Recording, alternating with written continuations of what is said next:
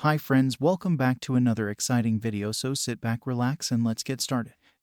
Is experiment 616 ready? A voice asked towards the dimness of the room. A light flickered in and out of focus, hardly giving anyone the sight to be aware of their surroundings. It was utterly frustrating at this point in the deal. Yes sir, we created what you asked for, one bite, and you should be able to live a healthy life with or without your quirks, maybe even longer if the venom works exceptionally well. A voice responded to the first one. In the person's hand was a clear case with a biohazard sticker on the front of it. Inside was a medium-sized spider, dangling on the top of the case by a spider web. Excellent, bring it closer. I want to have a good look at it. The buyer spoke with mischief laced in his tone. The lights in the room went out for a good 5 seconds before it came back on. The buyer shifted in his chair with a light smirk on his face, waiting in anticipation. The seller stepped closer to the buyer with a proud smile on his face. Before he could speak, a sharp pain started on his stomach. It took a moment to register that a gun had gone off as he fell to the floor, with blood pooling at his knees. Such a shame. You did such great work for the league. The buyer hummed. I'd like to keep you alive. After all, you're one of our best at creating biomade solutions.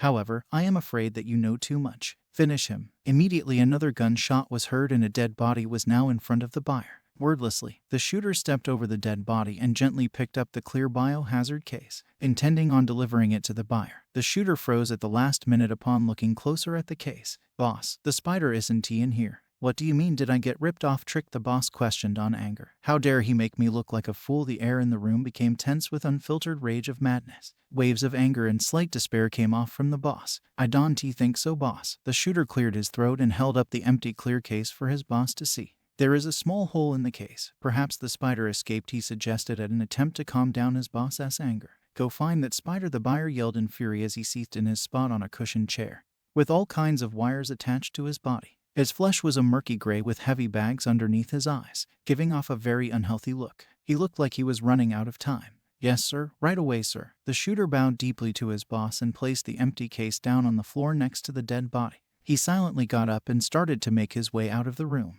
And Kurajiri, a pause, make sure that if anyone find out, they die. There should be no witnesses to this whole affair. Yes sir. Deku, where the fuck are you? A young teen's voice shouted over the busy roads of cars going back and forth from their day job. From the streets, a few high school students look at the blonde middle school student in slight worry. Was the child lost and trying to find someone? No one bothered to reach out and talk due to the blonde's bad mouth though. So the bystanders just walked away and minded their own business. A young teen with dark green hair pressed himself up against a brick wall, trying to blend in with his surroundings, trying not to get caught by his classmates. Because if he was caught by them, he wouldn't find himself home for some time. At the sound of footsteps coming and going, the teen let out a quiet breath of relief before ushering himself into the abandoned brick building. Maybe if he stayed in there long enough, Ka-chan and the others would be long gone. It was really wishful thinking though. Besides, if he stayed there for a long while, he could get all of his homework done, so that was a plus. Sighing, the teen walked deeper into the building and sat down against a pillar of concrete. He pulled his bag close to his chest and leaned his head against the pillar, wanting a few moments of peace before he got frustrated with his math homework. After a while, the teen pulled out his math textbook and a notebook and got to work on his homework for the night, instead of diligently working through every problem. The green-haired boy would work on a handful of questions, then take a long break in between. Procrastinating really was the teen's best friend. At the corner of his eye, he spotted a slight movement, which caused his blood to freeze while he held his breath. A few seconds had passed before the teen decided to check out what the movement was. Deciding that the movement wasn't a danger, the teen kept moving towards the object until he found himself faced with a spider that wasn't a normal color. Okay then, the teen mumbled under his breath as he scooped up the unnatural colored spider into his way. He made his way back to the pillar where his bag and homework were and sat down. Placing the spider on a blank sheet of paper, he decided to observe it. Maybe it was a new species. Was it poisonous? Only one way to find out. Carefully, he held out his hand towards the spider and waited for something to happen. After a few minutes had passed, the spider started to move towards his hand and the teen could feel his heart start to beat wildly in his chest. Maybe this wasn't a good idea, he briefly thought to himself as the spider sank his fangs down into the teen's flesh. Almost immediately, an excruciating pain began to swell throughout his body. Gasping in shock and pain, the teen's body fell down on the concrete floor with a loud slam echoing throughout the building. NHM. The teen moaned in pain. This was it. This was how he was going to die. All because he didn't want to do his math homework. Well, at least Ka-chan wouldn't bully him another more. And his mom wouldn't have to worry about his well-being. Maybe this was a good thing. The teen's eyes began to close, his body going into shock and shutting down.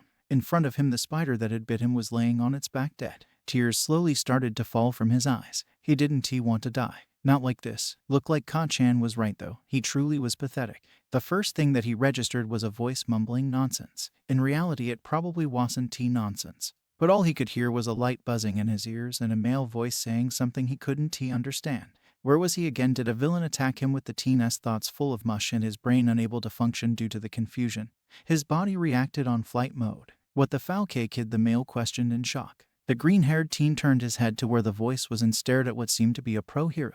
He had on a black jumpsuit, yellow googles, utility belt, and shoulder-length hair. The bags underneath his eyes suggested that he never gets a decent rest. The middle school student found himself strangely relating to his man. However, since looks could be deceiving, the man could very well be a villain. "Who are you?" the teen managed to croak out. Thanks to the amount of sleep he had gotten, his voice came out as a harsh whisper. He wondered how long he slept. Glancing at a nearby window, it was dark. Crap, his mom was going to be so worried. Guilt immediately started to eat out at the teen. "How about I answer that after you get off of the ceiling?" the man replied with a pointed look. The teen looked around and then realized that he was indeed attached to the ceiling. Panic settled in his gut as he felt an anxiety attack start to grip him by the reins. Upon noticing that the child that was clinging to the ceiling was about to have a mental breakdown in front of him, the pro hero acted fast, activating his own quirk. He watched as the child immediately detached himself from the ceiling and started to free fall towards the concrete ground. Silently cursing under his breath, the man quickly jumped to his feet and caught the green-haired child before he could meet the floor. Keeping the child close, he waited until the shakes had stopped from the small body. "Let us start again," the pro spoke. "What is your name?" The pro slowly let the child go and gently placed him next to the pillar he was previously sleeping on. He stood back and waited patiently for an answer from the child. Izuku Midoriya. Please don't tell my mom about this. She'll be so worried. I didn't mean to break into the building, although I am not sure if it is breaking an entree. The building is abandoned. I was just running away from some of my classmates. If I came home with bruises from them again, Mom will eventually worry herself sick about me. Please don't tell her you can. Midoriya said in a one-breath panic. "Yeah, well kid, first of all, take a nice deep breath, and tell me why exactly you decided to hide in an abandoned building." The pro hero rooted the child again. On closer inspection, he began to take in the dark bruises hidden on his arms and legs, along with slight scratches on his cheek. Upon closer investigation, on the child's left hand was a big spider bite that puffed up and had swollen. My classmates like to physical bully me, so after school I try to run away from them. Most of the time it works, other times it doesn't. Midoriya spoke in a soft tone. Today they were too close to get me, so I hid here. I hoped that they wouldn't find me, and I guess I fell asleep. But I swear I wasn't planning on doing anything bad. I just wanted some cover from them. Why do they bully you? Doesn't your teachers stop that type of things from happening? The man asked. Midoriya flinched from the question and bit his lip in shyness before replying.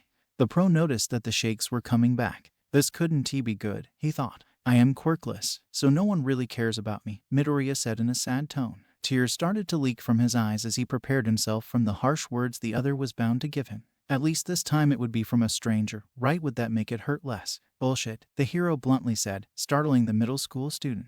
Before Midoriya could reply, the pro went on. You were stuck to the ceiling. You obviously have a quirk. It probably just came in late, really late. But you have one. Speaking of no one caring about you, your mom does. If that's enough, I care about your well-being. I don't feel comfortable with a child sleeping in an abandoning building to get away from bullies. I'll be having a talk with the teachers at your school, by the way. This type of behavior is unacceptable to child.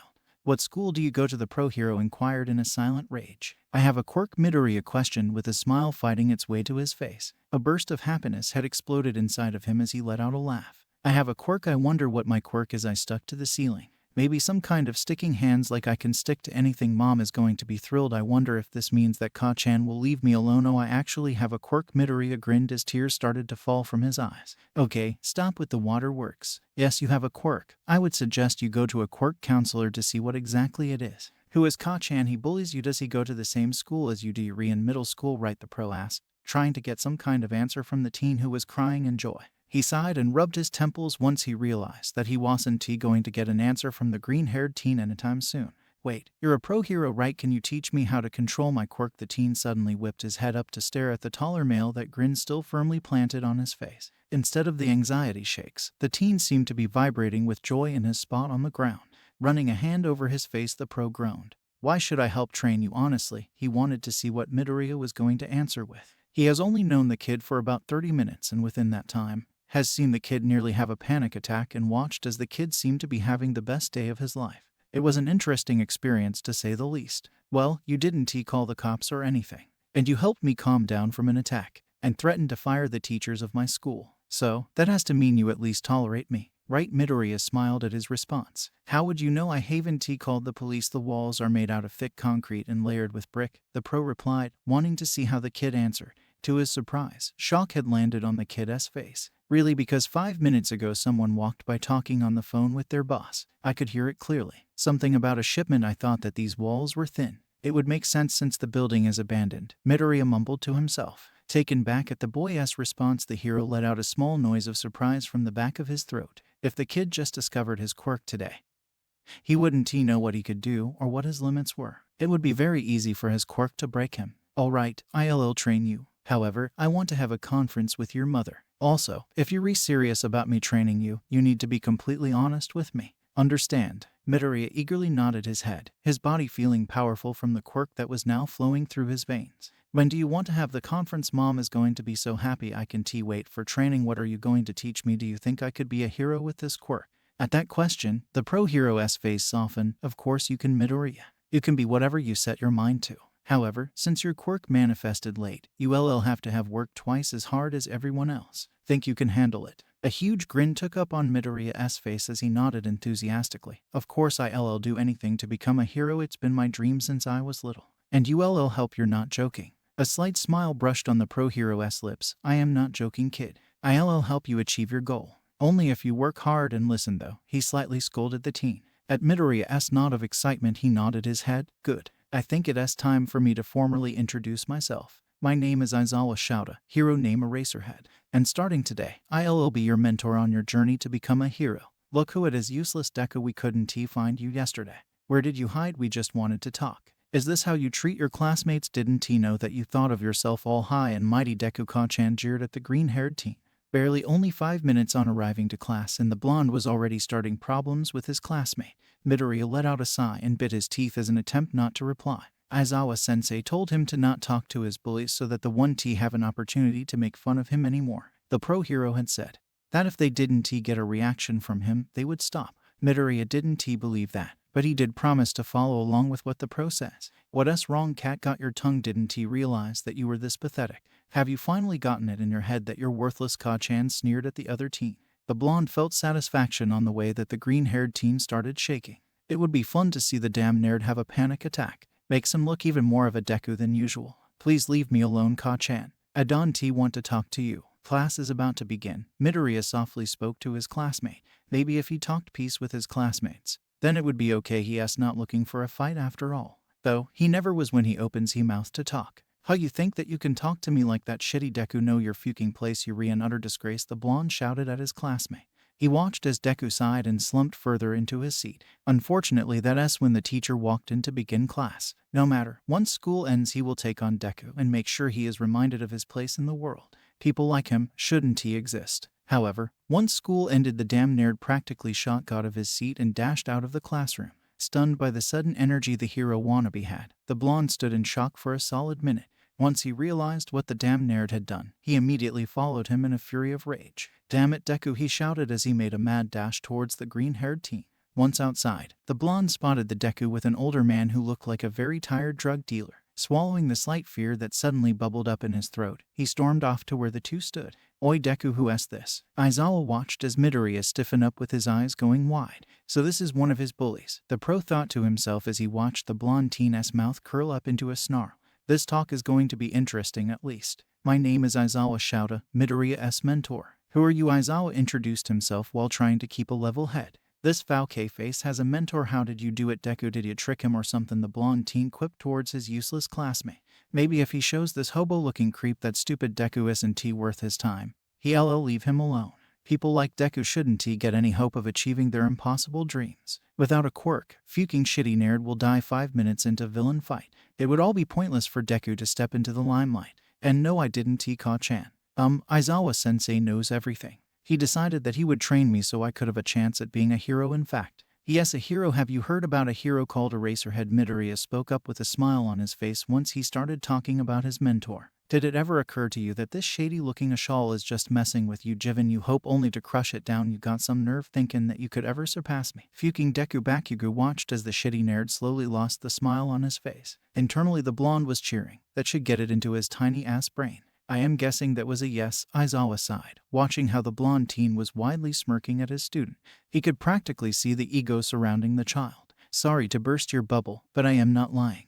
You probably wouldn't have heard from me because I am an underground hero. Considering how big your head is, I am guessing you're heading to become a hero. The male waited for the teen to nod his head in confrontation. Right, so you another nod from the blonde. You should know that we don't tolerate bullying. So, if you want any chance of getting in, please refrain from talking, looking, or even thinking about my student.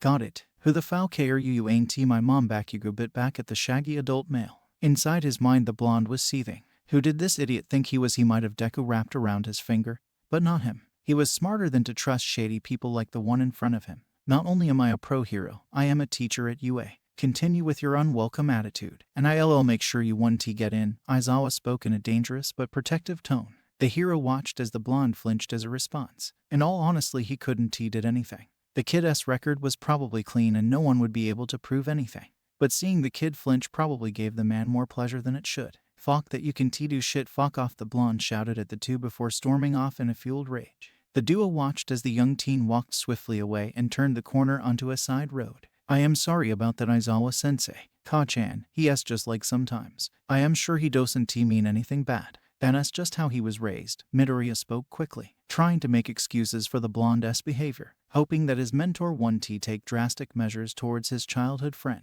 Please don't do anything to risk his chance at becoming a hero. I know that he'll be a great one. Aizawa stared at his student silently for a minute and sighed.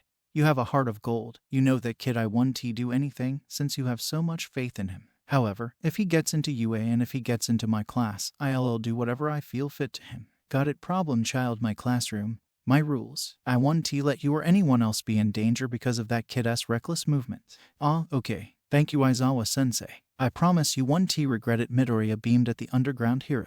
It has been a while since someone took his feelings seriously. Normally, everyone would brush them off like they didn't matter. With Aizawa-sensei, the teen felt respected and heard. He hopes that it will never change. Okay, enough with this mushy crap. Simon, let us check in with your mother before heading to the training rooms. We still have to see what exactly your quirk can do. Do you have some spare cash on you? On the way to your house, we should get some snacks. It'll help get your energy up, so you won't faint during quirk training, Aizawa informed his student.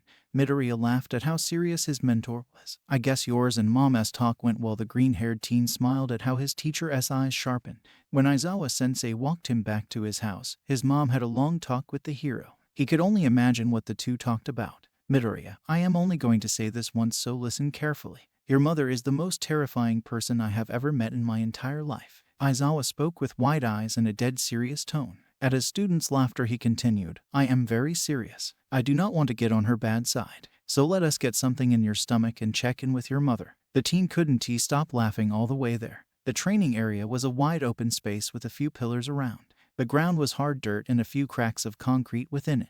Honestly, the place looked like a ghost town. It kinda spooked Midoriya a bit as he looked around and took in his surroundings. Upon closer exception, the teen saw what looked like to be rubble from buildings that got burned down.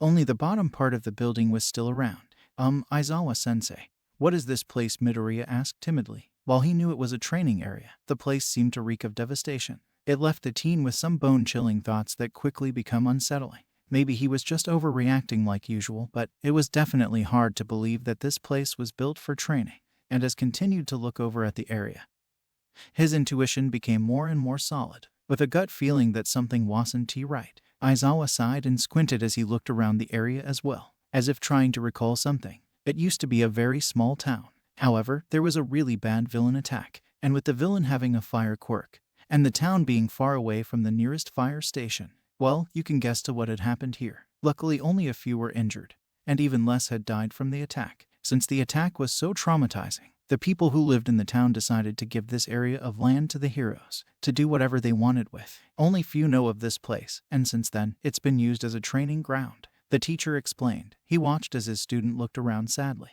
It is okay for us to be here. It feels like we were disrespecting the place. Midoriya weakly protested of them being there. I mean, would it be more disrespecting to not use this area of a means of a training ground? It feels wrong. I'll get used to it. Think of this area like an empty place with no history. Just a lucky spot where future heroes and current heroes get to train their quirks and help better the tomorrow. The underground hero suggested. Thought he was getting sappy. Spending time with the Midoriya S was a bad influence on his everything. How is he supposed to pretend to not care when the green-haired teen just looks like a kicked kitten all the time? It really was amazing on how fast the hero wanted to train him. I guess when you put it that way, Midoriya thought for a second with a hand on his chin. It makes sense, and makes it a lot less sad. Okay, let us get started, the teen said, getting himself all fired up. What are we going to start with? First, running, stretching, lifting some weights, but we didn't bring anything with us, except for the snacks that mom made us bring.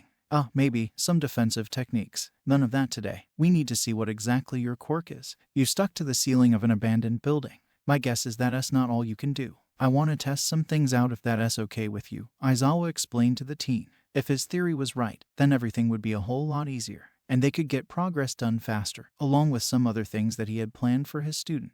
Midoriya quickly nodded his head in excitement. He wondered what else his new quirk could do. Imagine all of the possibilities. Wait, if Aizawa Sensei said that he wanted to test out something, does that mean he already have a good idea of what his quirk is? Maybe he has seen someone with a very similar one and wants to compare the two. It would make sense. Not only would that type of information be helpful, it could benefit his progress on controlling the quirk faster. He didn't want to stick to any more random objects. It did take a while for him to let go of the remote to the TV to change the channel when a horror movie was on. Great, first I want to test out your balance and your sticky adhesive you got going on. Go climb that pillar and I want you to jump down from it, Aizawa instructed his student. I want to see how long the adhesive stick can last, or if there is any weaknesses. Also, your balance. If you're going to be sticking everywhere, you need to have perfect balance. Can T have you falling over or only relying on your quirk? Remember, you can be a good hero if you only have one trick. Midoriya slowly absorbed the knowledge and nodded his head in understanding. If sticking to stuff was all he could do, then he would have to exploit it to the best of his ability, which means training his body to fit the agile and flexible type. Since I am sticky, I wonder if water is a weakness, the teen mumbled to himself. It would make sense. Not many things are able to stick to water. Wait, what things are able to stick to water? We'll test out that if you want to. Right now, go climb the pillar and jump, the pro repeated calmly. The green-haired teen let out an apology and began the exercise. Aizawa watched as his student nervously walked up to the nearest pillar and latched himself onto it. The teen took a deep breath and began to climb it, using only his hands. Can you use your feet? Aizawa questioned. Since my hands aren't covered, it's easier for me to use them. Since I have shoes and socks on, it's a bit tricky to use my feet, Midoriya replied. Thinking back to a few days ago, when he was stuck on the ceiling, he was using his knees and not his feet to help him stay grounded to the surface. Maybe, the thinner the material of cloth was, the more effective the stickiness was. Again, makes sense. Take off your shoes then. Do whatever you think you need to do to make sure that your quirk is at its best, Aizawa informed Midoriya. He watched as the teen swiftly removed his shoes but left his socks. Looks like he wants to try something out, the pro thought quietly to himself, watching as his student once again tried to climb the pillar. Midoriya climbed the pillar at the record pace. Apparently, speed was another factor of his newfound quirk. This was so cool, discovering something new about his quirk every day. He wondered why it didn't show up for so long. Taking a deep breath and shaking out all of the negative thoughts from his head, the teen leaped off of the pillar and drove headfirst towards the ground.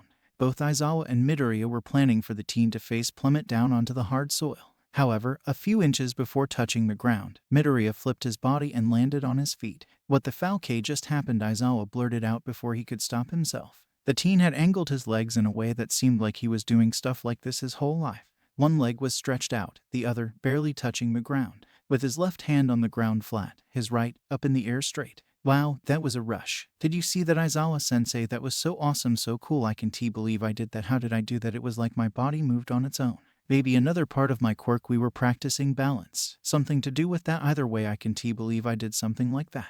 I wonder if this will happen every time, or is it just a lucky shot? Midoriya immediately started to mumble to himself. Okay, I can work with this, Aizawa finally spoke up. His pupil turned to him in question. You have natural balance. Your reflexes seem to be off the charts. That's good, kid. Means you have less to learn from me. The bad thing is, that's more you'll have to improve at UA. Fortunately, it is a hero school, so you'll be in good hands. And I wasn't joking about being a teacher there. I'll personally be there to overlook all of your improvements. Midoriya grinned up at his mentor. Thank you so much, Aizawa-sensei. I promise I won't let you down after all this time. Someone believed in him, someone other than his mom, that he could achieve his dreams, that it was indeed possible and reachable. He would do everything in his power to make sure that he won't disappoint the one person who took time to train him. He will make Aizawa-sensei proud of him. The underground hero smiled at Midoriya's declaration. One of the main reasons why he decided to train the young teen was because of the fire in his eyes. It held so much spirit and determination. It reminded him of his son, Shinsu. Both boys were held back by society, but were determined to prove everyone wrong. I know you want to, kid. How about you text your mom and let her know that you'll be having dinner with me tonight? I think you should meet someone, Aizawa said with a slight smile of fondness. Midoriya immediately flushed red. Are you sure that's okay? I wouldn't want to impose one to your family. Be uncomfortable having me over. I am sure you'll like to talk with them before you decide. And I am pretty sure that my mom wants me home before dark. Aizawa looked up from the text that his husband sent.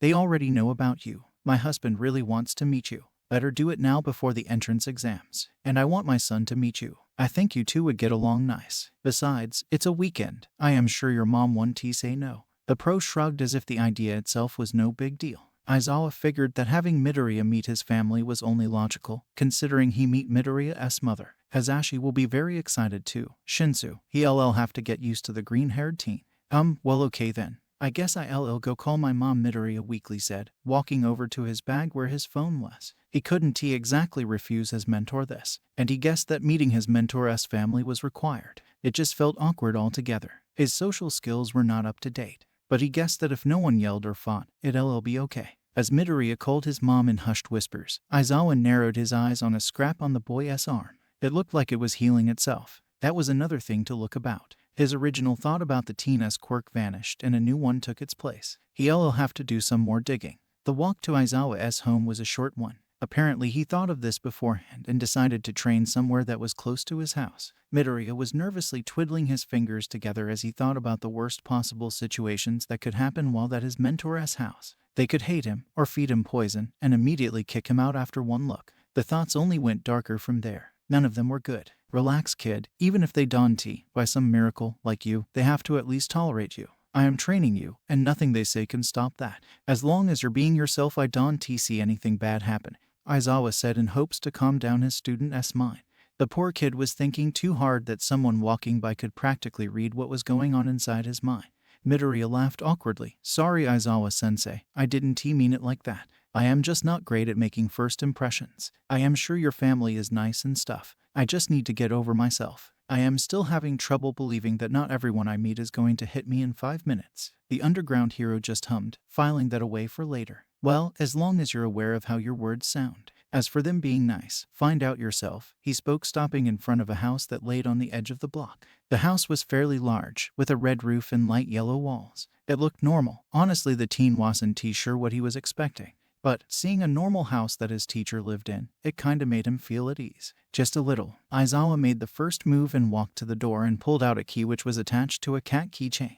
The green-haired teen quickly looked away once he realized he was staring. I am home, Aizawa greeted, opening the door and stepping in. Pardon the intrusion, Midoriya quietly said as the door closed behind him. Taking off his shoes, he noticed 2 other pairs sitting on the floor. That meant that Aizawa-sensei's family was home. After getting on some slippers, Midoriya followed his teacher into the living room. Observing the place, he saw that the walls were decorated in picture frames of the family, along with some photos of house cats. Walking into the living room, Aizawa gestured towards the sofa. You can go have a seat. I am going to go get Yamada and Hitoshi. You should probably meet them before dinner. Don't want to get into a food fight on the first day, Aizawa said with a scary smile crawling up his face. Midoriya shuddered and took a seat at the edge of the sofa, careful to not take up too much space. From the distance, the green-haired boy could hear a door open then close. Holding his breath, he could hear footsteps follow. Someone was coming, wiping his sweaty hands on his pant leg. Midoriya took a deep breath as a means to calm himself down. The footsteps halted and Midoriya looked up and locked eyes with vibrate purple ones. Oh, hi, are you Dad's student? Am Midoriya right? The purple-haired teen spoke with uncertainty laced in his voice. Oh boy, Midoriya was fouquet. What right did Aizawa-sensei's son have being so pretty? The purple-haired teen was rubbing his neck in an adorable way that made Midoriya's heart speed up. His purple hair looked so soft that Midoriya wanted to run his fingers through it. The other teen's smile was meek, looking that it was cute. Midoriya found himself blushing under the intense stare of Aizawa's son. Yeah, what's your name? Midoriya internally cursed himself for staring at the other teen like that. He must have made the other feel awkward for not responding. Well, there goes he chance at getting a date with the purple-haired teen. He was such a useless guy. Not to mention, Aizawa-sensei wouldn't he be too happy with his student dating his son? It'll be too weird, but Midoriya smiled at the thought of dating the teen that was standing in front of him. Shinsu Hitoshi. Are you staying for dinner? Shinsu asked, placing an English textbook on the coffee table and took a seat next to Midoriya. He honestly wasn't expecting for his dad's student to accept a dinner invite. Shinsu guessed that his dad didn't leave much room for arguments though. He knows firsthand how intimidated his dad can be to other who don't know him well. And Midoriya seemed to be shaking in his spot at Shinsu's greeting. Not that he himself was any better. This was going to be one awkward dinner. Yeah, hope you don't mind. Aizawa-sensei didn't let him turn him down. Said that it was only logical for me to meet his family. Sorry for imposing on you. Midoriya spoke in a soft tone. Even the way Shinsu talks is cute. He seems so cool. I wonder what his quirk is. Should I ask, would that be considered rude? Yeah, Don-T sweated. I am not bothered at all. More people at the dinner table means less leftovers. Besides, if Dad is training you, there must be something he sees in you. Don't worry too much. As far as I am considered, you'll always be welcomed here. Shinsu replied to Midoriya. Before Midoriya could reply, excited footsteps made its way towards the living room. Midoriya's field of vision was blocked by a tall blonde man with an excited grin on his face. You must be Midoriya. Nice to meet you. I am Yamada Hisashi, Shouda's partner and Hitoshi's pa. The blonde greeted himself. Hi, nice to meet you, Yamada-san. Midoriya meekly greeted back with a nervous smile. So Midoriya, what middle school do you go to? Yamada-san questioned over a bowl of homemade beef ramen. Usually Midoriya's mother would cook something more filling, but he couldn't complain. It was free food after all, and he was invited.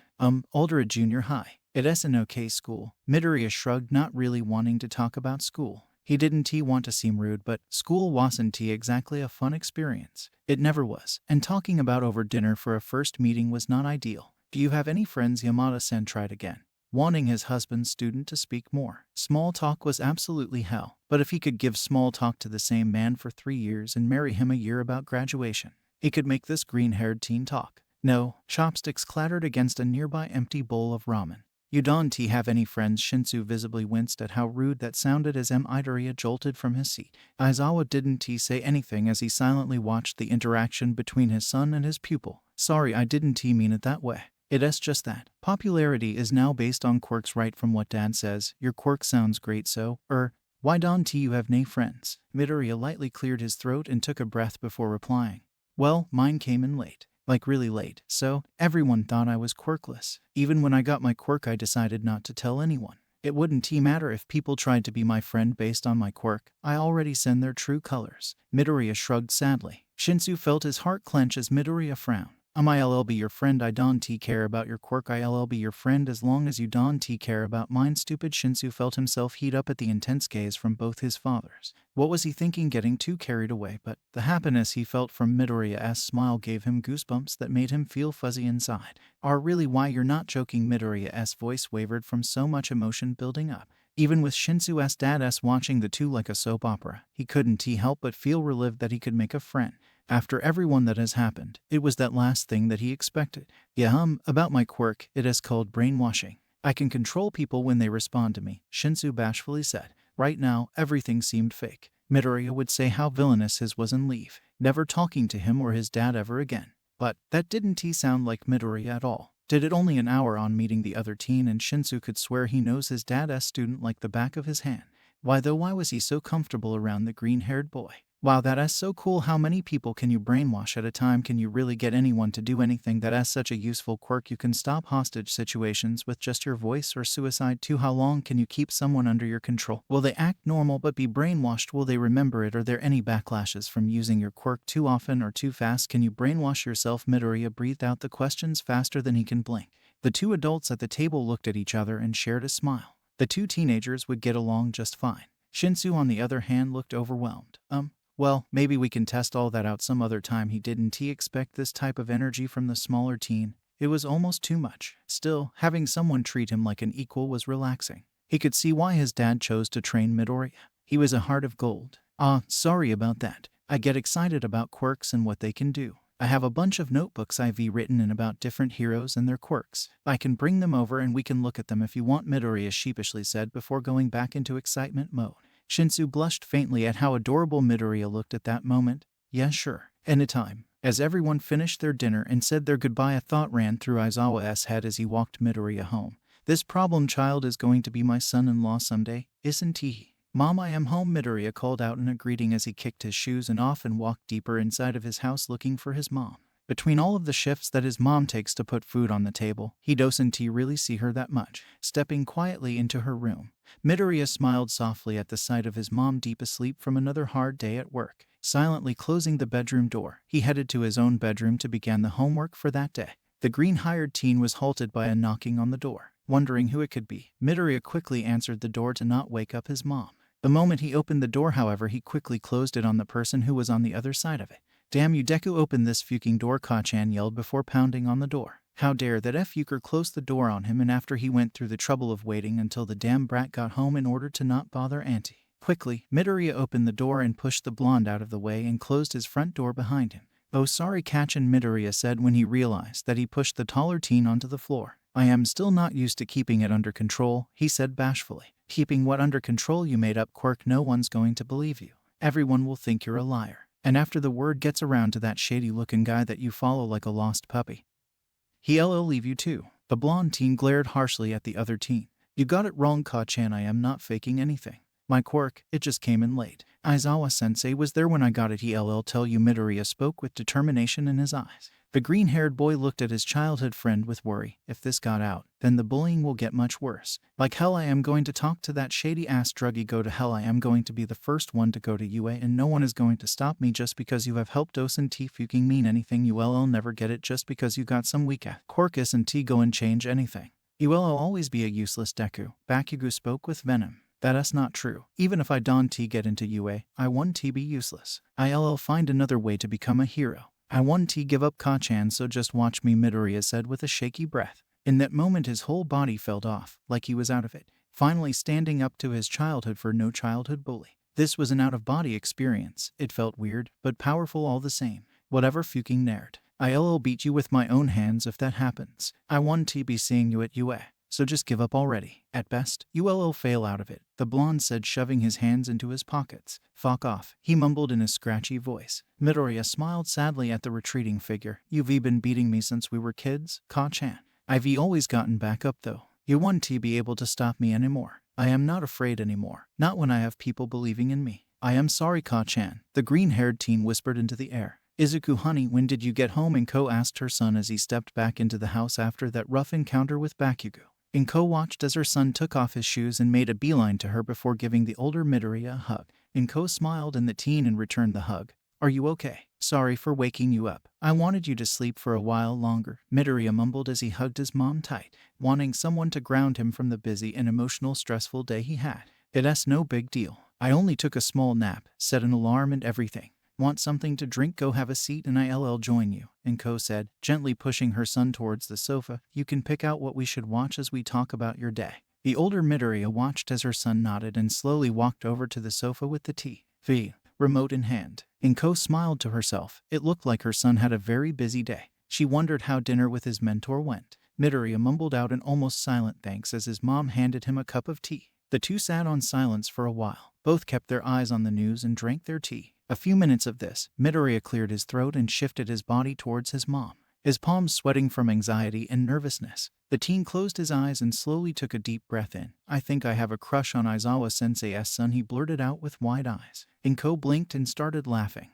Oh my, I thought it was something serious. The woman continued to laugh, much to the dismay of her son's pride. Honey, having crushes is normal. What do you like about him? Is he nice? What did you talk about over dinner? How was Aizawa's husband? Nice. You better get along with your in-laws now. Inko smiled with every sentence. Mom, this is not okay. Having on crush on my mentor's kid. This is beyond mortifying. I don't even know what to do with myself the first time I make a friend. I immediately develop a crush on him. Something must be wrong with me. Midoriya whined in embarrassment.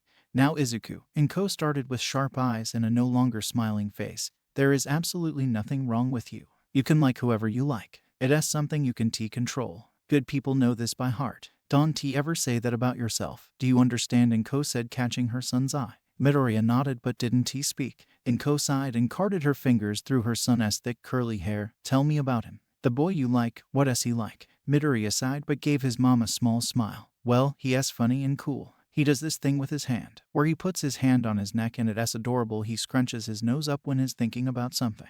and laugh sounds like chimes. Shinsu is, he is just amazing. The teen finished with a dreamy look rested on his face. A light blush dusted on his cheeks from being so honest with his mother about his newfound crush. Sounds like a real great guy. Inko hummed, I would like to him sometime. Do you think that Aizawa would let his family came over here to have dinner? I think family dinners are going to be more common if you get along great with Aizawa. Inko playfully winked at her son. And Mom Midoriya broke out into a full-blown blush. I am not sure if that's necessary. I meant, Aizawa-sensei will probably get too annoyed with me after a while. I don't want anyone to get tired of me. They might find me boring after a while and not want to train me or be my friend anymore, the teen said sadly while staring down at the gray-colored carpet. The dark feeling started to come back up, slowly choking on it. Soft hands touched the sides of his face and Midoriya was met with the gentle smile of his mother. You know, Izuku, not everyone is going to leave you. It's when you start to let go, when bad things happen. So while you have your own fears and insecurities I will probably never understand, don't let it control your life. I know you don't believe this, but honey, you deserve to be happy. Don't let your fear control your happiness. Inko smiled gently at her child with kind eyes. Izuku might be cried in his mother's arms for the rest of the night. And that was okay. At this point I don't even know how you do this, Shinsu deadpanned to his dad, who was a few feet away from the purple-haired teen laughing his head off. This training session consisted of the duo, teacher and student, along with Aizawa's son joining in of the fun. Shinsu had made a joke about, you can keep my dad all to yourself, you know I gotta train with him too. Unfortunately, Midoriya, barely getting used to having friends teases each other, started crying and apologizing. It was a mess. Luckily everyone calmed and began training together once the green-haired teen was recovered from his mini panic attack. Fucking magic child, Aizawa responded before turning to his student. How many laps was that, he questioned with an eyebrow raised. After the panic attack, Aizawa had ordered Midoriya to run as many laps his body would allow. It probably wasn't a great idea to do that. First was his pupil was soaking with sweat and his legs had a slight tremble to it. About 8. I never gotten that far before. Usually I can do 2 without taking a break, Midoriya panted out. The green-haired teen looked ready to pass out from exhaustion. We going to do this every day before more harsh training starts then. It'll give you time to build up stamina before the entrance exam. In the meantime I want you to climb as many pillars as you can and see how long you can stick to them. If you start to get bored you can test out that water theory you have. I am going to go help Hitoshi untangle from his spider web he was going on, Aizawa said, ignoring the squeak of rude coming from the purple-haired teen who laid on the floor, trapped in his capture weapon. Midoriya nodded and decided to climb on the of pillars that was in the middle of the training area. Taking a deep breath in, he started to quickly climb to the top. After making sure that he was secure, Midoriya moved his body towards the side of the pillar and slowly let go, no longer holding the piece of stone like a lifeline. Instead, his feet were firmly planted on the side, not letting go. Letting his breath go, Midoriya started giggling excitably. Looks like you're having fun, Aizawa said as he watched his student laugh in an almost manically manner. This should be more concerning, the man thought to himself. I am going to time you and see how long you are able to hold this. It might not be for long. So let us just wait for 20 minutes. The stronger your leg muscles become, the longer you should be able to hold the position, Aizawa explained as he started a timer he got out of his scarf. Midoriya nodded and began to concentrate at the task at hand. Despite being nervous, the green-haired teen wasn't sweating as much as he thought he should be. The exercise was almost calming, grounding even. It helped put the teen's mind at ease. Without noticing, Midoriya closed his eyes and began relaxing. Sticking to surfaces was becoming an instinct now. Getting comfortable with his quirk felt amazing to the green-haired teen.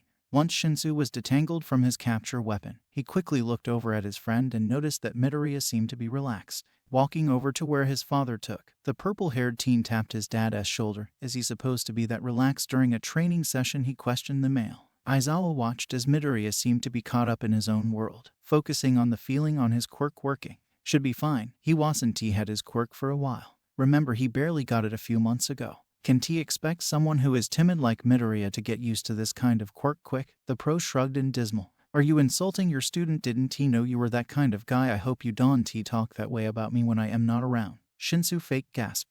The teen could understand though. Most quirks won't appear if the whole doesn't feel safe.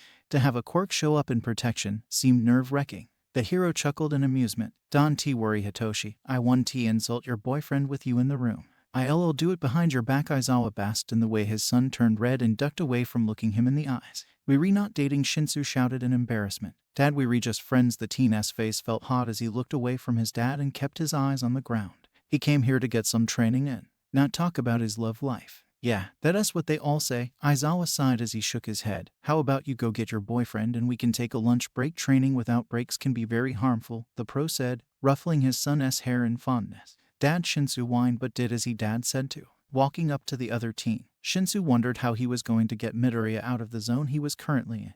Getting an idea, Shinsu grabbed a nearby tree branch and started to poke the other teen with it.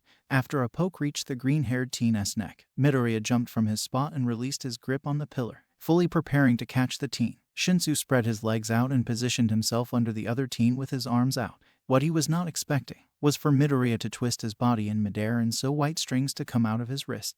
Shinsu watched with his mouth opened as Midoriya seemed to slow falling as the strings latched into a nearby pillar. Suddenly, Midoriya was being pulled in the direction of the pillar, and before anyone could move to stop it, the teen face planted harshly onto the stone. The area was silent as Aizawa and Shinsu watched as the scene unfolded like some part of an action movie in front of them. Midoriya let out a small groan as his body slowly slid down from the pillar. The white string didn't seem to be attached to the teenage boy anymore. Instead, it was still stuck to the side of the pillar that Midoriya was hugging as he let out another groan of pain. Before the two could ask if the green-haired teen was all right, Midoriya sat up with a sparkle in his eyes. That was awesome. What was that? It came out of my wrists. It was so cool. What was that webbing? It's sticky, and holy cow, my arm is missing. Oh wait, it's back now. False alarm. Wow, both of those things are so cool yet so weird at the same time. I wonder what else I can do. How would it work at battle? Maybe by pulling my weight or helping me with my stamina. Maybe I can. Aizawa decided to cut Midoriya off as his left arm disappeared again. Midoriya, you need help with your quirk, the adult spoke, interrupting the mumbling. Midoriya blushed as he stopped speaking and got up from off the ground. Your arm is missing, the pro helpfully pointed out when he noticed that his son went pale from shock. Midoriya looked at the area where his arm was supposed to be and shook it back to color. That seemed to bring the teen's arm back. Well, this day has been weird. Nice going, Spider Boy. You'll be scaring children in no time. Aizawa laughed as Shinsu was still frozen in his spot. I am so sorry, Aizawa-sensei. I don't know what happened. I didn't mean to scare anyone. Will Shinsu be alright? Midoriya asked worryingly for his friend. The purple-haired teen seemed to have his soul escaped from his body from all of the shock. I am really sorry. Midoriya apologized with tears in his eyes. The pro-hero frowned and placed his hand on the teen's head in comfort. Don't worry about it. Shinsu will get over it. He has seen some pretty weird stuff by living with me and Hazashi. In the meantime, we'll have to tell your mom about this so you can go to the doctor again. A quirk that's complex as yours can have some serious backlash, he explained, trying to calm the teen's nerves down. Are you sure it's really okay? Midoriya asked, a quiver in his voice. He might be scared away, the only friend he has managed to make so far. Aizawa sighed. Yes, he'll be fine. If you're that worried, then treat him to something tomorrow. You guys won't be having any training, so take him to a movie or cafe. I recommend a cat cafe. Hitoshi loved cats. Can go wrong with that? The male internally smiled to himself. The faster these two go on a date, the sooner they'll stop acting like lovesick fools. As long as Shinsu is okay with it. Yeah, it'll be fun. Midoriya cheered happily. He'll be able to spend time with his friend outside of training, hopefully this way. Shinsu won't ever be afraid of him ever again. Shinsu was now in shock for something else. Wow, so they're called webbing. How does that work with your DNA? There has to be some change, right? Shinsu questioned with wide eyes that held amazement. The two teenagers decided to meet up at the training area and walk to a nearby cat cafe to spend the day. Shinsu tried not to think about how it was a date. He was having a hard enough time trying not to blush every 5 minutes. I am not quite sure how the webbing affects my DNA. I have to wait until the results get back. They did some blood work. The craziest thing was, before the doctors could wrap up the area they stuck the needle in, it was already healed. It turns out that my quirk has many different elements to it. However, since that's the case, I have to make sure I take good care of my body, or my quirk will have extremely bad backlashes, Midoriya explained to his friend. That must suck. The only thing I have to worry about is headaches or blacking out. I guess in that sense I am lucky, Shinsu joked to the green-haired teen. Ever since he was little, Shinsu always found himself jealous of other people's quirks. The more powerful your quirk was, the more nicer people were to you. Having a powerful quirk was not all it seemed to be though. And for the first time in a long time, Shinsu felt grateful to have his quirk. The thought made him smile. I wouldn't call it luck, Shinsu. Your quirk is amazing as it is. Midoriya grinned at the purple-haired teen. Shinsu felt his face heat up and he quickly ducked his head to the side to avoid further embarrassment. I am sorry. Did I say something weird? I didn't mean to make you feel uncomfortable. Midoriya apologized as he noticed how stiff the other's movements were after the comment.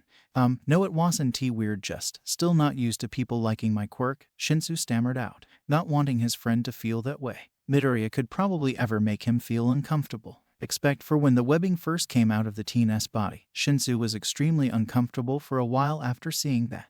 But that doesn't count. I am glad. Midoriya grinned in relief. For a while it felt like Shinsu was staring at the sun with how wide and sincere the smile was. The two blushed red and faced away from each other once they realized that they were staring at the other for a long time. You really like cat cafes? Midoriya questioned, coughing into his hand, trying to change the mood of the conversation. Yeah, Shinsu hummed as he rubbed his neck with his hand. It's relaxing, being around cats and stuff. That's just me though, Sorry, that was probably weird. Shinsu snapped at himself for being so awkward around his crush. Wait, crush with the foul K. It's not weird at all, it's kinda cute. Midoriya smiled lightly at the purple-haired teen. His eyes got wide as the teen slowly realized just what he had said. Wait, it's not bad, I didn't mean it in a bad way. How do I say this? It's a nice thought. Being around cats and relaxing, right? So it's not weird. Midoriya repeated with more joy in his tone. Right, Shinsu nodded dumbly with what the shorter teen had said. It was getting really hard to not think about this hangout as a date. With each passing moment, Shinsu bit his lip as he watched Midoriya mutter about statics about cats. Oh, here we are. The two teenagers stopped in front of a small shop that had cat stickers plastered onto the windows with a cafe sign on the door. Looks cute, Midoriya commented with an upbeat tone. The two headed in with Shinsu walking in front since he has been to the cafe before. Inside was even more cat-themed than the outside, with cat-shaped tables and chairs, and cat plushes on the front desk counter. Luckily the workers weren't wearing any cat-related items. Only a dark-colored uniform with the cafe name on the front of the shirt. Welcome, do you want to order something? Before seeing the cats, a worker questioned with a polite smile on their face. Midoriya glanced around and noticed that there was 2 more rooms connected to the cafe. Is this your first time? The worker asked, still smiling. Not for me. I'll show him how everything is. We'll like to order some drinks before going in, Shinsu said before Midoriya could say anything back to the cashier. The worker nodded and waited for the purple-haired teen's order.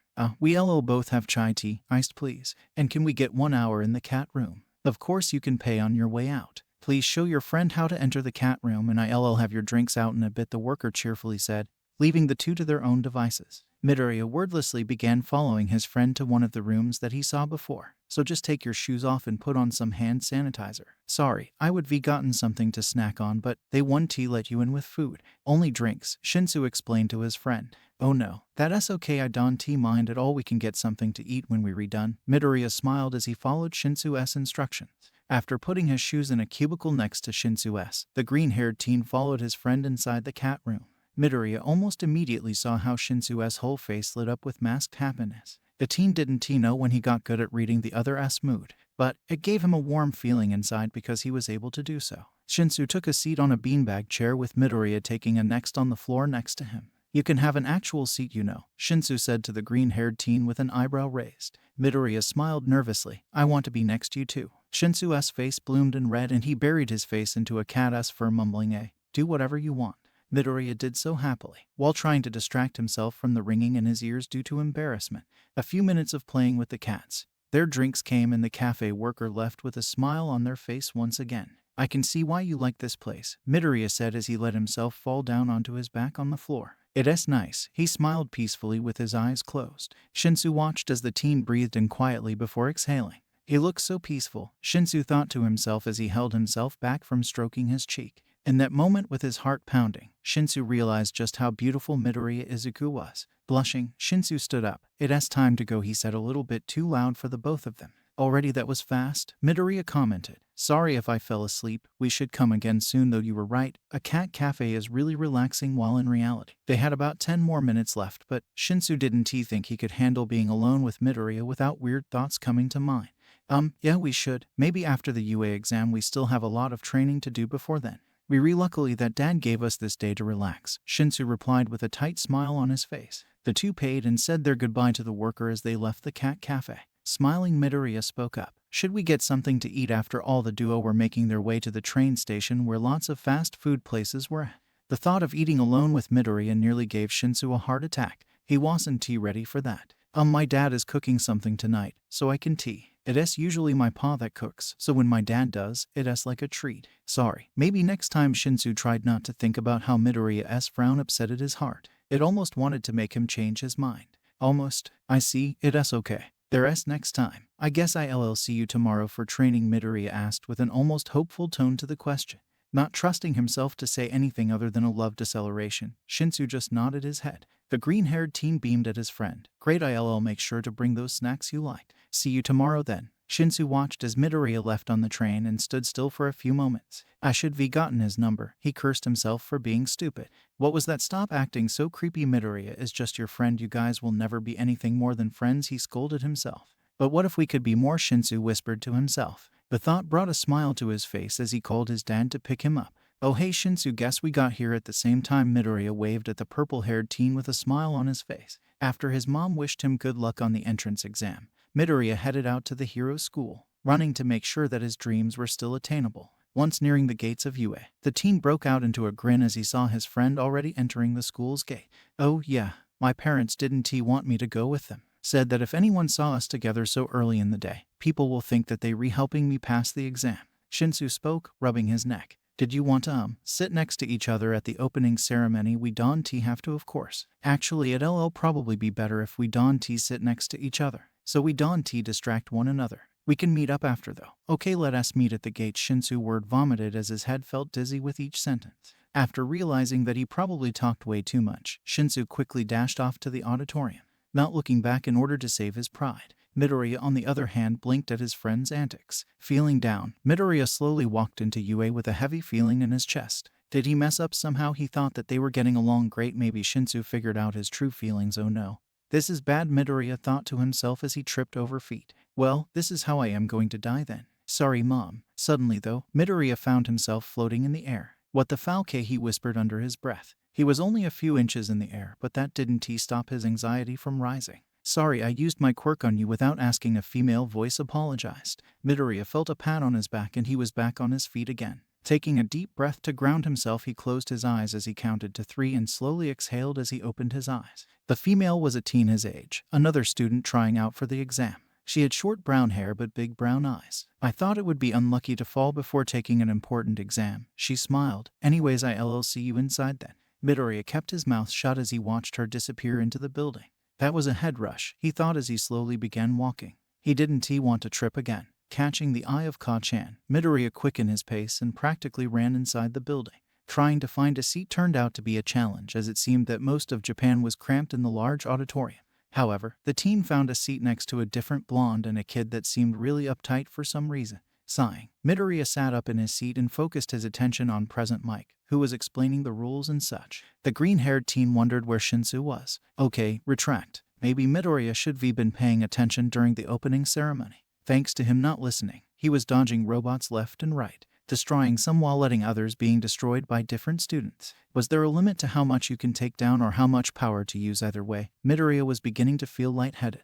The overuse of his quirk made it so that he got dehydrated fast. The teen didn't know how much time they had to defeat all of the robots, so he was acting fast. Why was he daydreaming about Shinsu during an important time like this? Gosh, he was very stupid. Midoriya dodged another attack from a robot, only to trip and fall to the floor. Well, there goes that string of luck, he thought as he rolled away from the robot's fist. The blonde guy who Midoriya was sitting next to ended up taking down the robot. A lightning quirk after the robot went down. The blonde guy walked over and held out his hand towards Midoriya. You okay, dude? Something wrong with your quirk? Why aren't you using it? He questioned as he helped the green-haired teen to his feet. Midoriya swayed a little but remained steady on his feet. Yeah, I am good. I overused my quirk a little. He gave a nervous smile to the blonde. This guy must think I am pathetic. Everyone here has gotten used to their quirk, but I still managed to forget to bring a water bottle with me, so this doesn't happen. Oh well, I still took down some robots by following what the others were doing, Midoriya thought, trying not to be so hard on himself. You sure that's all? You look a little dead. Maybe stay away from the fighting until the exam is over. Might sound selfish, but your health is more important than an exam, right? The blonde cautiously said. The green-haired teen nodded. I guess. Don't worry about me though. You go finish the exam. At least he tried to pass. He'll have to apologize to Aizawa-sensei later. Taking his time on someone who barely got his quirk, only to fail in the end. Such a disaster. If you're sure, man. And who knows, maybe you already have enough points to pass, the blonde said, taking off, with a thumbs up for encouragement. Midoriya watched as he left. Maybe he could get more points without using his webs. With that mindset, Midoriya headed off in another direction, trying to find more robots to take down. very quickly. Fortunately or unfortunately, Midoriya was sure yet. A robot, bigger than the others, came out of hiding and started attacking the students. Midoriya wasn't sure why everyone was running away from it, but this might be his chance to earn points. So, taking a deep breath and making sure that he was grounded, Midoriya ran after the robot.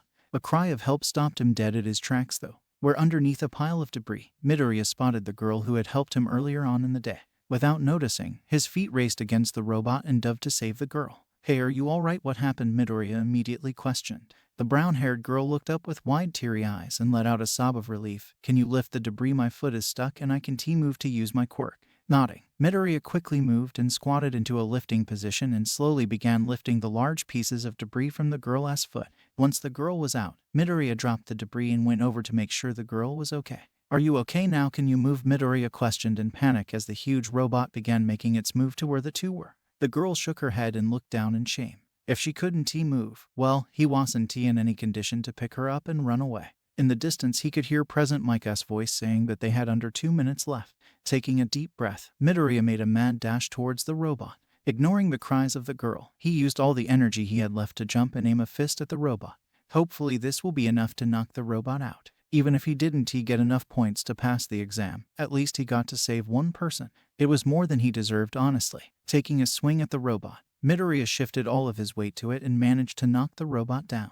Not completely destroying it, but giving the robot a few cracks was enough for it to stop working. Unable to use his webs to trap the robot, Midoriya just laid his head down on the cold metal and let his body go limp, his hearing and sight going in and out. It was probably the most terrifying thing he experienced in a long time. Moments later, he left a kiss on his forehead and some voices above him. He should be all right now. I'll take him to the infirmary and call his guardian. He shouldn't be using his quirk like this anymore and he would be gone into quirk exhaustion. An elder female voice spoke. "I'll take him home. I know where he lives and his mother is counting on me to bring him home. Sorry for this mess. I'll make sure he understands his limits from now on." Aizawa-sensei more voice speaking back and forth, but it began to muddle together and so, Midoriya let himself slip back into unconsciousness. He was tired and done for the day. "Still can't believe you overused your quirk and fainted." Aizawa shook his head fondly at the spider kid. "You will all hurt yourself if you keep doing that to yourself. I know that you know your limits. You have to listen to your limits and stop trying to stretch yourself thin.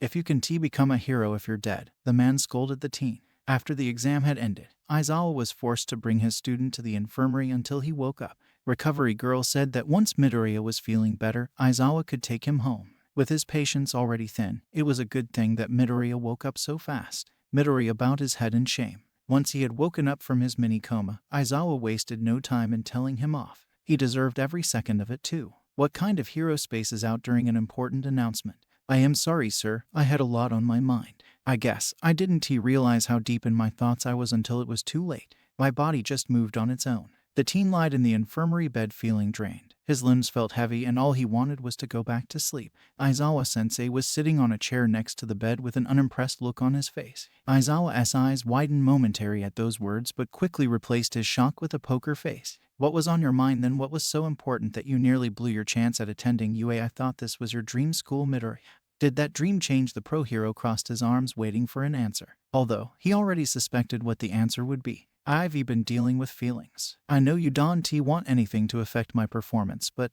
this thing is bugging me. I promise I'll get it under control and take better care of myself," Midoriya hoarsely whispered. In that moment, he felt like a failure. It was something he never wanted to feel again. He would have to work extra hard to not make the same mistakes. He didn't want to disappoint anyone ever again.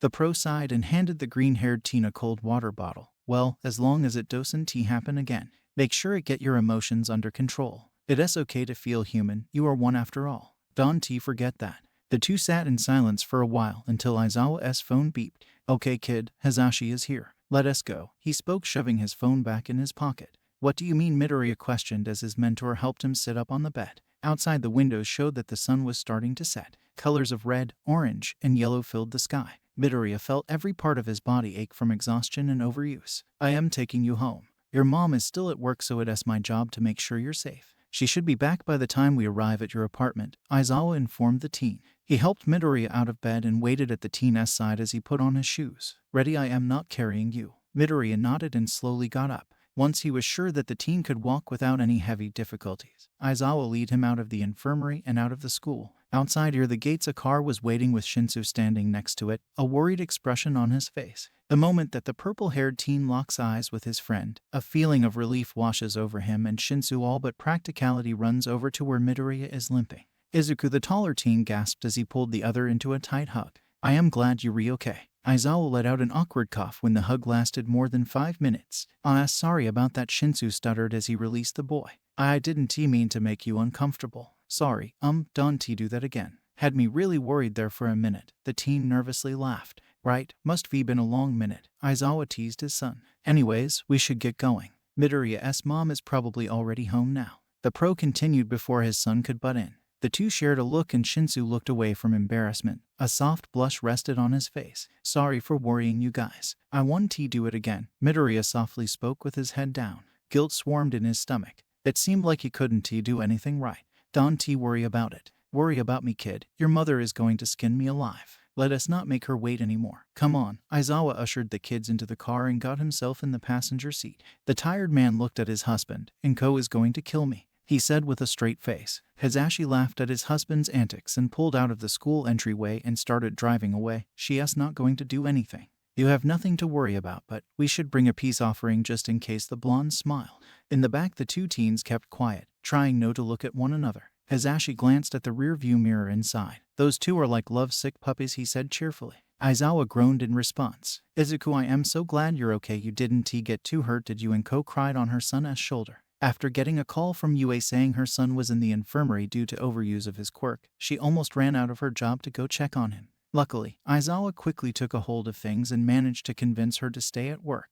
The mother felt relief and angry at her son. If he got hurt because of his quirk by doing a test, just what was going to happen to him at that school? Midoriya, we brought over some cake as a get-well gift. Please enjoy." Hizashi smiled at the woman. "And please don't kill my husband." Behind him, Aizawa choked on air. Inko and Hizashi shared a laugh. "Don't worry, I won't do anything. This is because Izuku didn't think things through. I'm just glad he's alright. If he gets accepted into UA, I need to understand that he is bound to get hurt sometimes." Inko told the pro heroes. "I am sorry for causing trouble." You must be Shinsu. Izuku has told me a lot about you." Inko grinned at the sight of the purple-haired teenager. Shinsu jumped from his spot by the door and let out a nervous smile. Yeah. Pleasure to meet you too, Ms. Midoriya," the teen awkwardly said. He caught the eye of Midoriya and quickly looked away. The teen started to rub his neck to ease his anxiety. There was just too much attention on him. "Oh, please call me Inko. Izuku talks about you so much that I practically feel I already know you." Inko smiled at the shy teenager. Both Izuku and Shinsu blushed heavily at what the green-haired woman said, while the adults tried not to laugh at their kid's reaction. "Mom," Izuku whined, covering his face with his arms. "Oh honey, it's okay, no need to be shy. Why don't we all have dinner together? That way we can get to know each other better," Inko suggested with her smile still in place. Aizawa and Hizashi shuddered at the thought, but when they looked at how excited their son seemed to be at the idea, they knew they couldn't say no. Dinner was spent more time talking than eating. The adults bonded over how reckless their children were and how Inko had a special recipe that she wouldn't share with Hizashi. On the other hand, the two teens spent the night avoiding looking at each other, still embarrassed about what had occurred earlier into the day. Their crushes seemed to be getting out of control and neither knew what to do about it. They couldn't decided if what they felt for the other was really romantic or just platonic. It was hard when you never really had a friend before. Both Shinsu and Izuku didn't want anything to affect their friendship negativity. Once dinner was over and it was time to say goodbye, they didn't know how to see each other off. Full of mumbling and shying away, Aizawa rolled his eyes and dragged his husband out of the apartment to give the two some privacy. "Thank you for the meal, Inko. We'll get going now." "Hurry up, Shinsu. We still have to feed the cats." "Bye, Spidey boy. Feel better." The two teens watched as the two pros left. Standing at the foyer, the two glanced away from each other. "Hey, can I call you Hitoshi?" Izuku questioned his friend with a bright red face. Shinsu snapped his head up in shock. "And never mind, it was stupid. Sorry for asking. I'll just see you next week then." "Go ahead," Shinsu said, interrupting Izuku's rambling.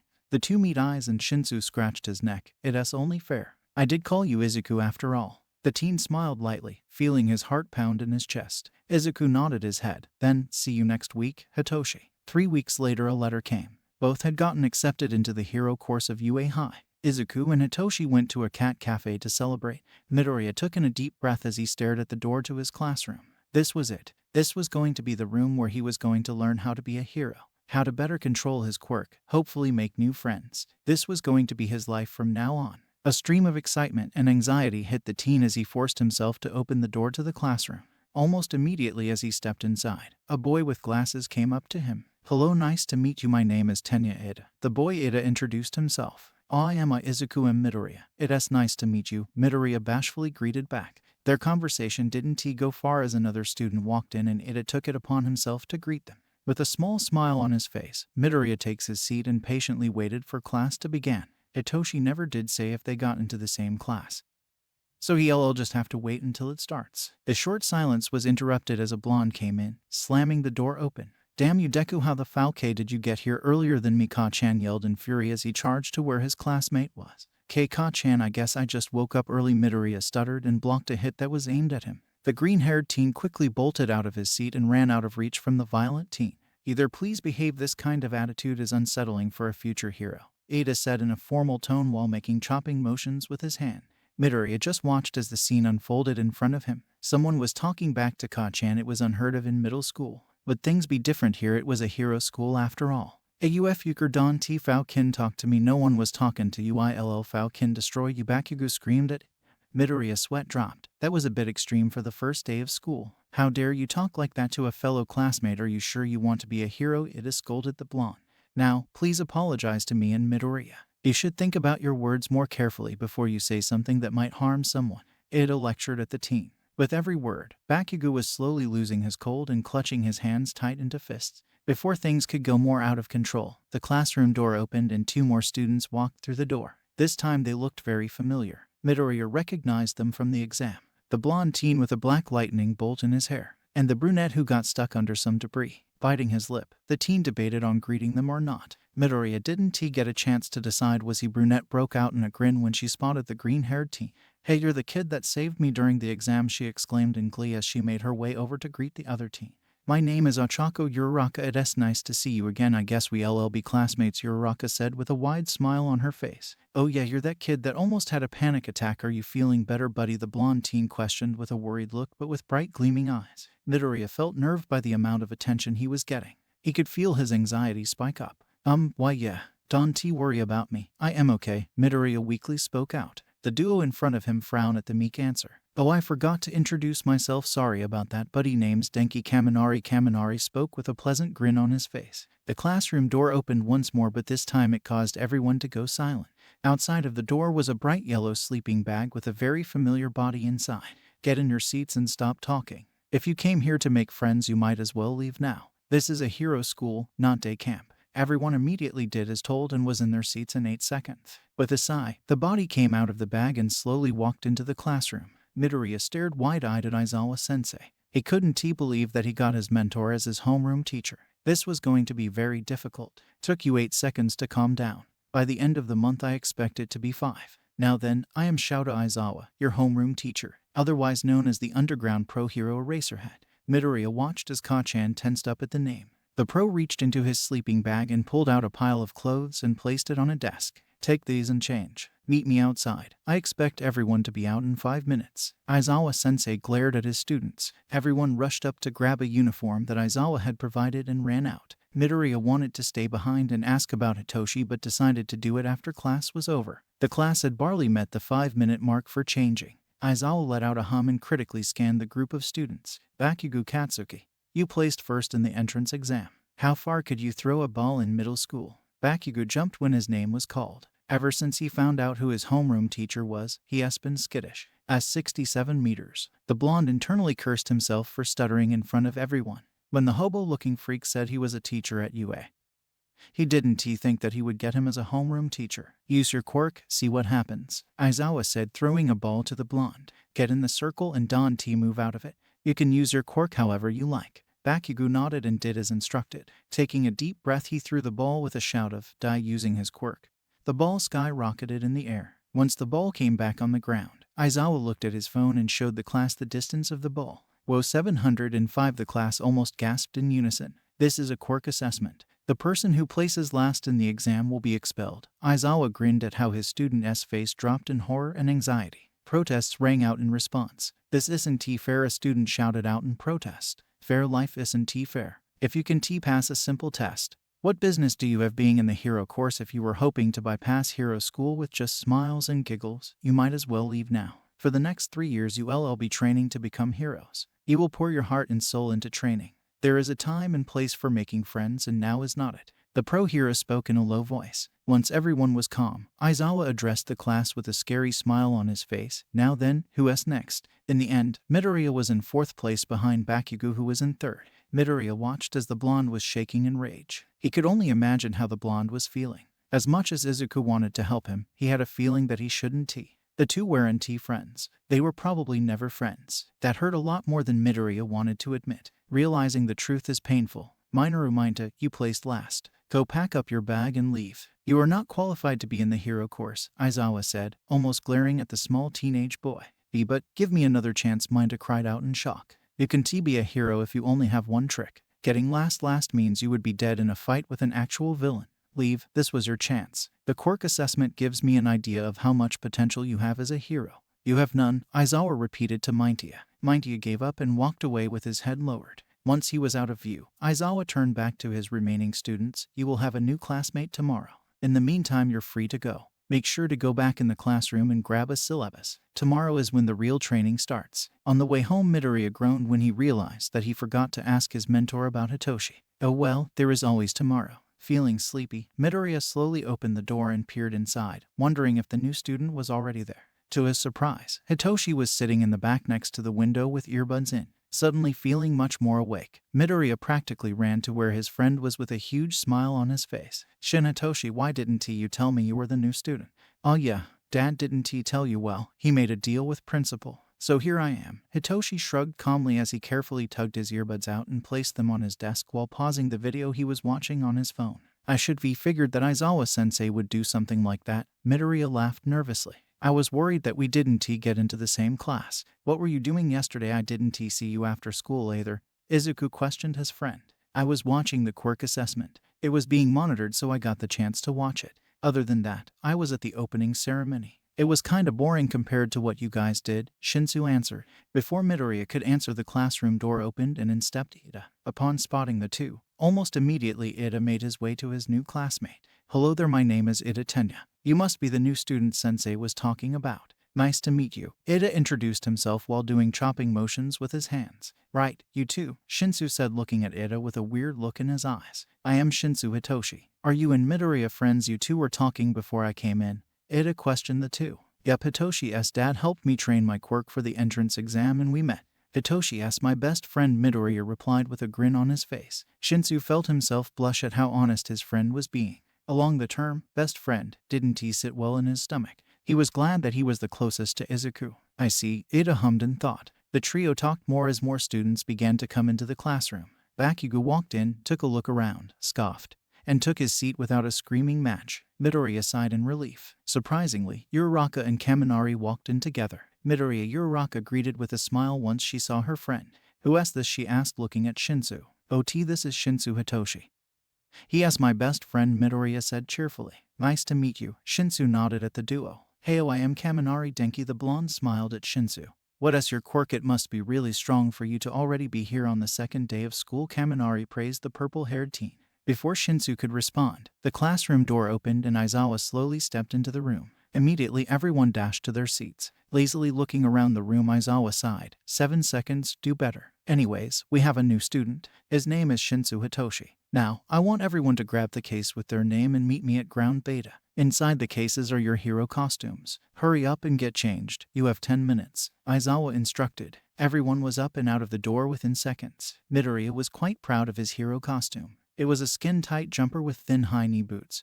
That was pale green with white spiderwebs decorating the green, along with a red belt that held certain support items. Keeping up with the spider theme, the teen decided to have a mask, which had the same design as the rest of his suit, with big bug eyes that had smart lenses that consisted of a thermal function along with an X-ray option. It was quite snazzy. The green-haired teen walked into the training area full of confidence. In that moment he felt like he could do anything. Midoriya looked around at everyone else in their hero costumes. It took everything in him to not fanboy over how cool everyone looked and start asking questions about their quirks. Spotting Hitoshi in a gym uniform, Midoriya quickly made his way over to the other teen with a smile on his face. Hitoshi, you don't have a costume yet? He questioned. The purple-haired teen shook his head. Since I didn't make enough points to join the hero course in the beginning, I wasn't allowed to submit my costume idea. I get to after school today though, so next time I should get one, Shinsu explained with a light smile. Did Dad talk you into your design? Yeah. Having a spider-themed hero costume makes sense because of my quirk. It is called Spider after all. But I hope the design won't freak people out. I do have a mask, Midoriya explained. Although, in most Western areas, having a mask is common. Maybe people won't mind it too much, he added in thought. Yeah, just have to wait and see, Hitoshi shrugged. Whereas Aizawa-sensei, a student asked once everyone was out on the field. A sharp pain rang in Midoriya's head that caused him to look around. Hitoshi gave his friend a weird look, but before he could say anything, a shining light was seen with loud footsteps. Never fear, for I am here as your teacher. All Might's voice boosted in volume. All Might, the class cheered. Hitoshi had to steady Izuku before he fainted from fanboy. After everyone had calmed down from the excitement of having All Might being their teacher for the year, the number one hero got back on track. For today's lesson, we'll be doing combat training of sorts. There will be 2 teams, one of villains and one of heroes. We will be drawing out letters to decide who will be on our teams, and then drawing again to see who you will be fighting against. All Might explained the lesson. We will be doing this without basic training, a student with long green hair asked with a finger on her chin in thought. Sensei, sir, this is the same area where the entrance exams took place. Are we going to be dealing with robots, and isn't there a more efficient way of dealing with the teams? Ida questioned, doing chopping motions with his hands. The hero looked overwhelmed with being questioned by students as he laughed. Lots of questions, I see, that's good. This will be considered your basic training, and no, you won't be dealing with robots. You will be going after each other in battle. As for the team, well, you don't always get to pick who is on your team during real fights. Take this as practice to get along with your teammates. All Might answered with a grin. Once everyone was satisfied with the lesson idea, letters were drawn and everyone was looking for their partner. Sadly, Midoriya and Shinsu weren't paired together. The 2 friends had a mini pity party before going on and finding their assigned partners to get the exercise done. Shinsu ended up with Yaoyorozu while Midoriya was paired up with Uraraka. Now then, let us decide who will be going against who, All Might said as he pulled out 2 letters this time. Team A will be the heroes going up against Team D, who are the villains. The number one hero boomed with an upbeat tone. Feeling a sharp itch at the base of his neck, Midoriya quickly turned around and locked eyes with a very angry blonde who seemed to be glaring through the teen's soul. The green-haired teen shivered as he realized that Uraraka and him were going up against Ka-chan and Ida. This was a match made in hell, the teen thought to himself as he looked away. So, Midoriya, what is the plan? Uraraka asked once the 2 were in the building quietly scanning for their classmate. The objective was to either take a bomb that the villain had planted out of commission, or apprehend the villains themselves. The brunette figured that they had a better chance to apprehend their classmates rather than take out the fake bomb. Well, Ka-chan will most definitively come after me. He hates my guts, so he'll most likely ignore you. We can use that to our advantage. I'll distract Ka-chan and you go find the bomb. Let me know when you find it, and I'll try to apprehend Ka-chan at the meantime, Midoriya explained to Uraraka. After some thought, Uraraka nodded with convention. Okay, we'll go with your plan. Are you sure that you can take on Bakugo by yourself? Not that I am doubting your abilities or anything, Jay, just that Bakugo seems really extreme. Are you sure that we both shouldn't be taking down Bakugo as a team? It seems easier, the brunette suggested with a red face from embarrassment. Midoriya let out a nervous laugh. It is easier this way, trust me. Ka-chan will be focused on taking me down. That you joining with be fruitless. You finding the bomb will be more beneficial. If you're really worried, I'll let you know if I need help. Right. Immediately after All Might declared that the exercise had begun, loud explosions were heard in the distance. Midoriya signaled for Uraraka to follow his lead. After successfully dodging several of the blonde's attacks, he started to be agitated. Damn it, Deku, where the hell are you? Come out and fight me, you fucker, the blonde shouted on top of his lungs as another explosion was heard. Upon finding the staircase to the next floor, Midoriya quickly turned to his partner. I'll lure Ka-chan away while you make a break for it. Let me know when you find the bomb. I'll keep an ear out. Uraraka gave the green-haired teen a curt nod and dashed away from the partner. Midoriya took a deep breath to steady himself before he revealed himself to the blonde. There you are, Deku, fight me, you useless creature, the blonde screamed in anger as he used his quirk to propel himself in the air and towards the other teen. The 2 meet with fists aimed at each other. Midoriya dodged the first punch and maimed Bakugo with a harsh kick to the stomach. With a groan, the blonde twisted his body in the air and landed on his feet in an awkward angle. Falcon, what do you think you're getting at? Think you're better than me or something? Midoriya stayed quiet to not anger the blonde anymore. Not that it seemed to be working. With quick thinking, Midoriya shot a web to the ceiling and latched himself onto the ceiling. Fighting in the air seemed like an easier than to do. Movements were always simple to read when you aren't touching the ground. Bakugo growled in annoyance and lunged himself to where the green-haired teen was. Get back here, you fuker. Midoriya dodged the attack, which put a hole in the ceiling. Looking up, the green-haired teen could see his teammate make a mad dash up the stairs to the next floor. I have to lure Ka-chan away, Midoriya thought to himself. Taking a deep breath, the teen knelt on the floor and stilled his body. He stared at the floor unblinking and waited for the blonde to pass him. This part of his quirk only worked if he was completely still. Becoming invisible was a major advantage. Where the fuck did you do, Deku? Are you hiding like a fucking pussy now? Bakugo shouted as he lost sight of the other teen. Midoriya watched as the blonde moved deeper onto the floor, searching for a sign that the other was still around.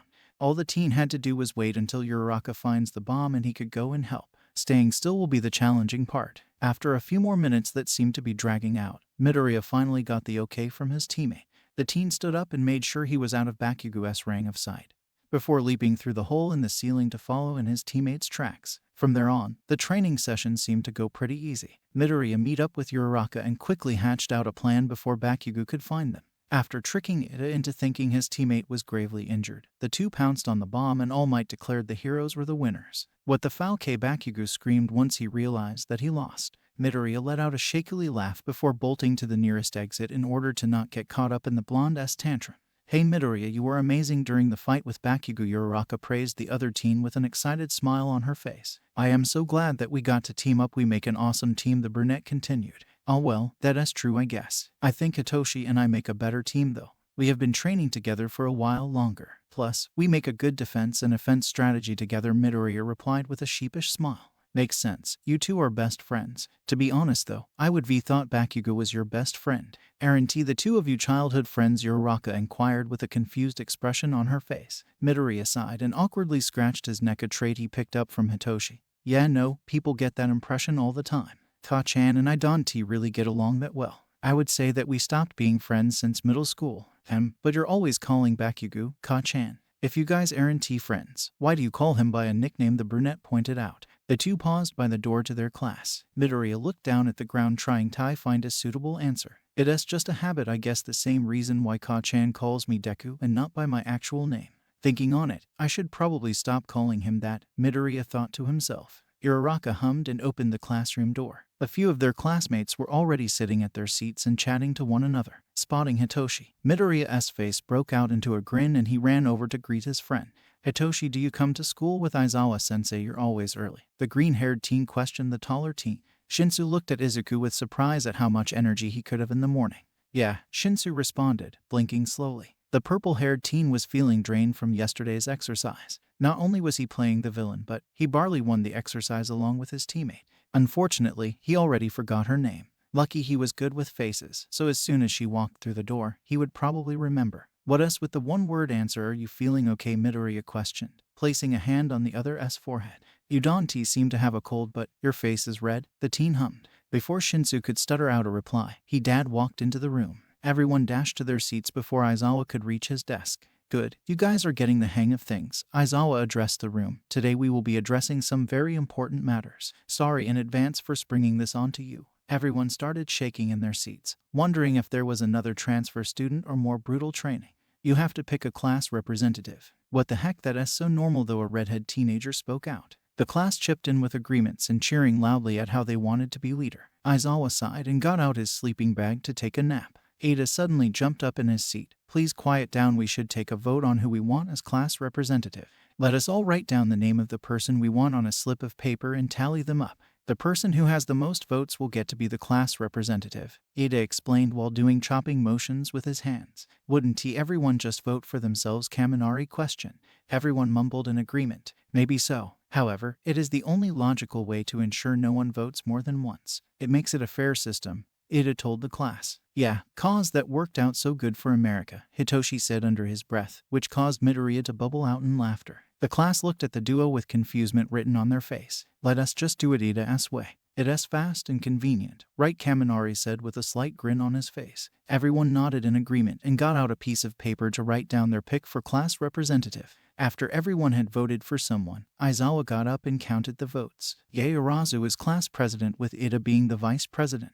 Congrats, get out. It's lunchtime, Aizawa said in the most monotone way ever. Hey, Midoriya, Shinsu-kun want to eat lunch with Ida and I, Uraraka asked with a big smile on her face. As soon as Aizawa had dismissed class for lunch, the brunette had dashed to where Midoriya and Shinsu were. Midoriya glanced at the purple-haired teen, making sure that he was comfortable with the idea. Hitoshi just shrugged his shoulders at his friend in response. Well, sure, why not? Are we going to eat in the cafeteria? Uraraka eagerly nodded her head. Yup, let us go. Ida is saving a table for us. The duo followed the brunette towards the cafeteria. Along the way, the two shared small looks between each other. Both seemed to be wondering if the other felt the same way they did for the other. After all, Shinsu couldn't help but notice how Uraraka would always blush around Izuku. I am glad the two of you could make it, Ida welcomed as the trio sat down. Uraraka sat down next to Ida but across from Midoriya with a lovesick smile on her face. Shinsu wondered if the girl knew about her feelings towards his friend. It made his heart hurt to think about it. He wondered when he started looking at the green-haired teen in a different light. It was numbing. Congrats on being vice president, it must feel nice, Midoriya greeted with a smile. Yes, I feel extremely lucky that my fellow classmates decided to entrust me to the role. I hope that Yaoyorozu and I live up to your exceptions, Ida chimed with a hand gesture. I am sure the role isn't that big, Shinsu mumbled to himself. Unfortunately, Midoriya had heard, which gave him an elbow to the ribs. The teen grunted softly and focused his attention on his lunch, landing a slight glare in Uraraka's direction. Do your best, there's no pressure, Midoriya encouraged the other. When Midoriya told Ida to do his best, he didn't mean to do his best at getting killed. What was supposed to be a fun rescue exercise trip quickly turned into a survival exercise. Before the class could start, the recuse exercise at the USJ unforeseen simulation joined. A dark-like hole ripped through the air. Aizawa immediately held the students back and warned them to stand back. After a blue-haired male spoke some words, villains began climbing out of the black mass, which leads to current time. After the warp villains separated class one from each other, Midoriya ended up in a pool of water. His quirk didn't work well in water, and he never learned how to swim. So, the teenager was screwed. Not to mention the villains that were in the water with him that were looking at the green-haired male with hunger in their eyes. Midoriya shivered at the thought. He suddenly found himself getting whiplash as something grabbed at him and hauled him out of the water. Once on something solid, the teen began coughing up water with a hand hitting at his back. After clearing out his lungs, Midoriya looked around at his surroundings. The green-haired teen found himself on a boat along with two of his other classmates. Another green-haired teen was crouched in the corner staring at the scene unfolding in front of her,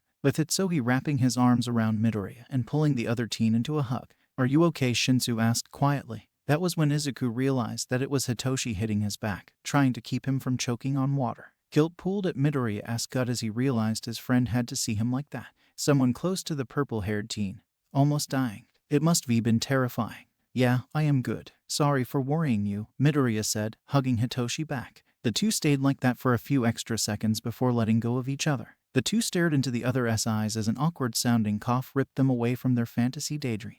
Asui-chan, are you alright? Midoriya found himself asking to the frog-like girl. Call me Tsu. And yes, I am okay. My quirk lets me basically breathe in water. So, I was not in trouble, Tsu explained. Before anyone could comment further, a crash to the boat was sounded. The group quickly looked over to the water. The villains that were waiting in the water seemed to be swimming closer to the boat, surrounding it and keeping the group of teenagers held up on the boat, unable to escape. Okay, we need a plan, Shinsu spoke out. The group nodded their heads in agreement as they ducked down again inside the boat to hide from the villains. It doesn't look like they know our quirks very well. If they had some idea of what our quirks were, they should have been attacking already, Midoriya helpfully pointed out. He then signaled for the other teens to come closer. I might have a plan to get us out of here. I'll need to your no quirk though, Tsu. After Tsu explained her quirk in depth to the boys, and Midoriya talked about his plan, the group of teens felt ready to take on the villains. Taking a deep breath, Shinsu stood up on the boat and looked over at the villains. Yo, I suck ass, he shouted. Immediately, cheers were heard from the villains that were in the water, which gave Hitoshi a chance to take control of them.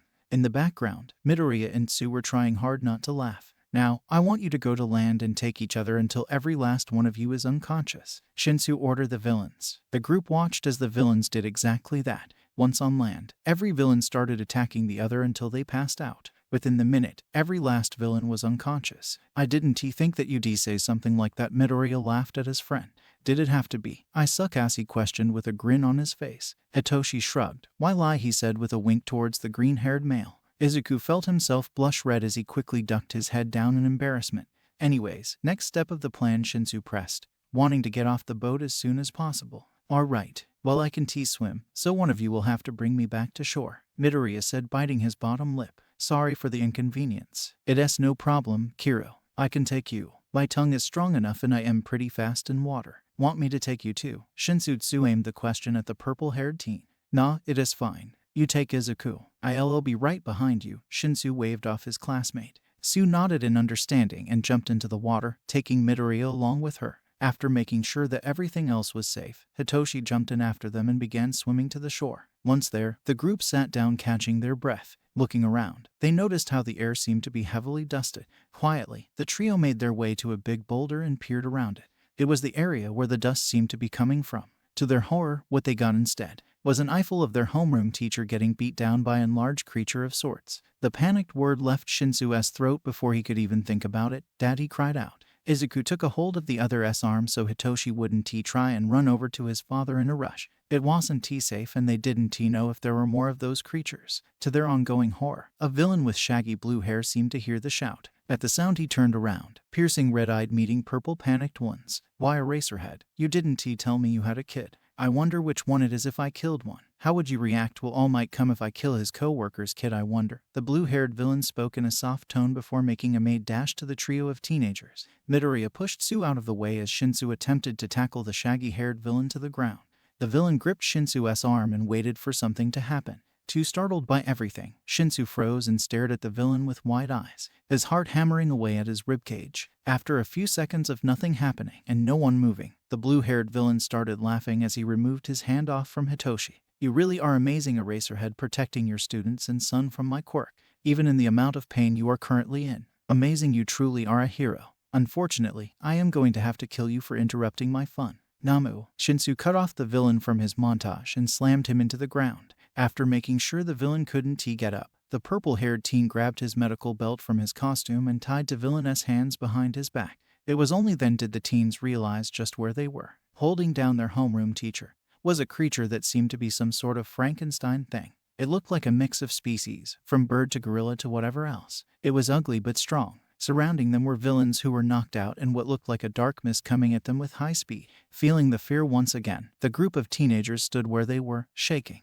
Before the mist could reach them, a loud bang filled the building that caught everyone's attention. All Might stood in the entrance of the USJ, and he was not smiling. Almost as fast as it came, the mist took a hold of the blue-haired villain and set him free from the restricts. Joy seemed to fill the villain's face as he looked at the number one hero. All Might, you finally decided to show up. What a joy this brings me, Namu. Attack the number one hero, please. The villain's voice boomed. All Might and the creature, Namu, were immediately at each other's throat, feeling safe because the world's number one hero had arrived. The teens broke out of their trance-like fear and began coming up with a plan to save their teacher. The only thing was, All Might seemed to be losing to the create Namu. A new feeling of dread filled their bodies as they watched the fight in quiet horror. I should mention that this Namu was specifically designed to kill you, All Might. Its quirk, a very powerful shock absorption, perfect to take your hits at 100% and not get injured, the shaggy-haired villain said in glee. Midoriya now just noticed all of the hands that were wrapped around the villain's body. Was it to contain his quirk, or was it a part of his quirk? What would happen if they took the hands off of the villain? Instead of voicing out his thoughts, Midoriya noticed ice at his feet. While in a flash, Todoroki showed up and encased the group of villains inside an ice boulder of sorts. He was followed by shouts and explosion from Ka-chan. Midoriya looked at his classmates in relief. They could get Aizawa-sensei out of danger and let All Might deal with the villains. You shitty villains, come at me with all you got, Bakugo yelled, his hands booming with small explosions. All Might looked surprised to see how many students were at his side, waiting to help out. Bakugo, that is not the priority right now. We need to get Aizawa-sensei to safety. Todoroki spoke with a blank expression on his face. Midoriya wondered if that was really on the dual-hair teen's mind. Oh, K off. Half and half Don Tifao can tell me what to do. The shitty teacher can take care of himself. I wanna pound some villainous faces, and the blonde shouted. How about this? Midoriya spoke up, gaining the attention of the two newcomers. You two distract the villains while Sue, Hitoshi, and I get Aizawa-sensei out of here. You can help All Might and we can get Aizawa-sensei out of here. The villains that were now breaking out of the ice, a heating quirk time was now limited. TCH, whatever, shitty Deku. Fine, as long as I can hurt someone, Bakugo grinned. Todoroki sighed but nodded his head at the plan, getting into an attack pose as the villain finally broke free from the ice. I'll help you guys. Midoriya, I'll go with you guys, in case there's more villains out there that start attacking you, Kirishima said with a friendly smile. Izuku jumped, not noticing the redhead until now. Ah, yeah, sure. Midoriya nodded his head. We need a new plan then. Hey yo foul K-face, Bakugo shouted at the villains. Before the shaggy blue-haired villain or the mist villain could do anything, Bakugo and Todoroki moved in fast, with Bakugo sending explosions towards the blue-haired villain and Todoroki engaging the mist guy in ice. With the two villains distracted, the recluse group dove in for their teacher. Midoriya, Shinsu, and Tsu hauled their teacher's body up and began walking to safety, with Kirishima acting as a bodyguard, making sure to check all sides as they walked. Midoriya could see Hitoshi's shoulder sag in relief as they started to distance themselves from the villain. Aizawa-sensei would be fine. How are you doing? Izuku asked Shinsu as he carefully sat down next to him on a hospital bench. The redness around the purple-haired teen SIS worried Midoriya. He could understand the other's pain though. Losing a father figure, someone who believed in you when no one else would. It happened so fast. I wish I could be done as something. Hitoshi trailed off as sobs ranked his body. Izuku quickly wrapped his friend in for a hug and pulled him in close. SHH, it is going to be okay. It'll be okay. Midoriya tried to calm down the other with soft hums as he slowly rocked back and forth with Hitoshi still in his arms. I'll be right here for you. Don't worry, I am not going anywhere. At that statement, Izuku felt the teen stiffen in his arms. Before he could ask what went wrong, Hitoshi surged up and connected their lips. Midoriya jumped back a bit in surprise, but Shinsu did pull back. Instead, the teen just pushed himself even closer to Midoriya and deepened the kiss in the process. After a minute or so, Shinsu pulled back and buried his head in Izuku's chest. I am sorry, he choked out as tears ran down his cheeks. Midoriya awkwardly patted his friend's hair and whispered soothing words until Yamada came back. Later, when Yamada came and got Hitoshi, Midoriya let his emotions load. His best friend just took his first kiss while in pain because of his father. Wow, he never thought that would be a thing. Sadness and loneliness filled his heart as it clenched painfully in his chest. Midoriya figured that he should be mad at Shinsu for stealing his first kiss without any emotion behind it, at the villains that put Aizawa in the hospital. But, for some reason, the teen just felt empty and sad. With that feeling set dead in his chest, the green-haired teen started to make his way home. Alone. The next day, Midoriya woke up to the news that school was cancelled. He took that as an invitation to have a lazy day and not get up from his bed. The feelings from yesterday were still ranked deeply in his head and heart. It hurt so much that everything just felt empty. It didn't make any sense. So Izuku did what he did best. Sleep off his feelings and hope that when he woke up, they would disappear. Unfortunately, thanks to his mom, he wasn't able to do that at all. Izuku honey, some friends are here to see you. They wanted to check in on you, Inko said through the door. Midoriya heaved a sigh as he slowly got up and pulled on some clothes that laid on the floor. Sorry honey, they seemed really worried. They were in the living room, Inko explained to her son. Midoriya waved off his mom and headed towards the living room. Before opening the door to the other room, the teen took a deep breath in and mentally prepared himself. Hey guys, what are you doing here? Midoriya questioned in a soft voice as he stepped into the room. With slight disappointment, he quickly realized that Hitoshi wasn't there. We got really worried. You never replied to our texts or voicemails. We decided to come and check in on you in person. Uraraka replied with a forced smile. Yeah dude, can't he just do something like that to us? We worry Kaminari said with a worried look on his face. Midoriya took a seat across from his two friends and folded his arms as he leaned back against his seat. Sorry, I just didn't want to talk. I still don't. If you two could leave, that would be great. Uraraka looked shocked at what the green-haired teen had said, while Kaminari just nodded with a seldom expression. I understand Midoriya. I just hope you know that we are here when you want to talk, the blonde said standing up. Let us go Uraraka. What we can leave, we came here to talk to Midoriya, the brunette explained standing up. We can force him to talk. Midoriya needs some time to himself. We have to respect that as his friends, Kaminari said, grabbing the female's arm and dragging her out of the room. Well, I guess. We'll see you at school then Midoriya. Please contact us if you need to, Uraraka said as she let the blonde teen usher her out. Izuku watched as the two left, his emotions flying all over the place. A part of him wanted his friends to stay. The other part was happy that they left. Everything felt off and Midoriya wasn't sure if he could handle other's emotions at the moment. It was too much. Everything was too much. The kiss, the attack, the way Aizawa looked as blood trickled down his face. He wished the last few days were nightmares. As he curled up on the couch with a blanket, he wondered how Shinsu was doing. His father was in the hospital. It probably felt like the world was crashing down around him. Why did he feel like this if Aizawa was Hitoshi's father and not his? The teen felt fingers run through his hair as he drifted off to sleep. How are you doing? Izuku asked Shinsu as he carefully sat down next to him on a hospital bench. The redness around the purple-haired teen SIS worried Midoriya.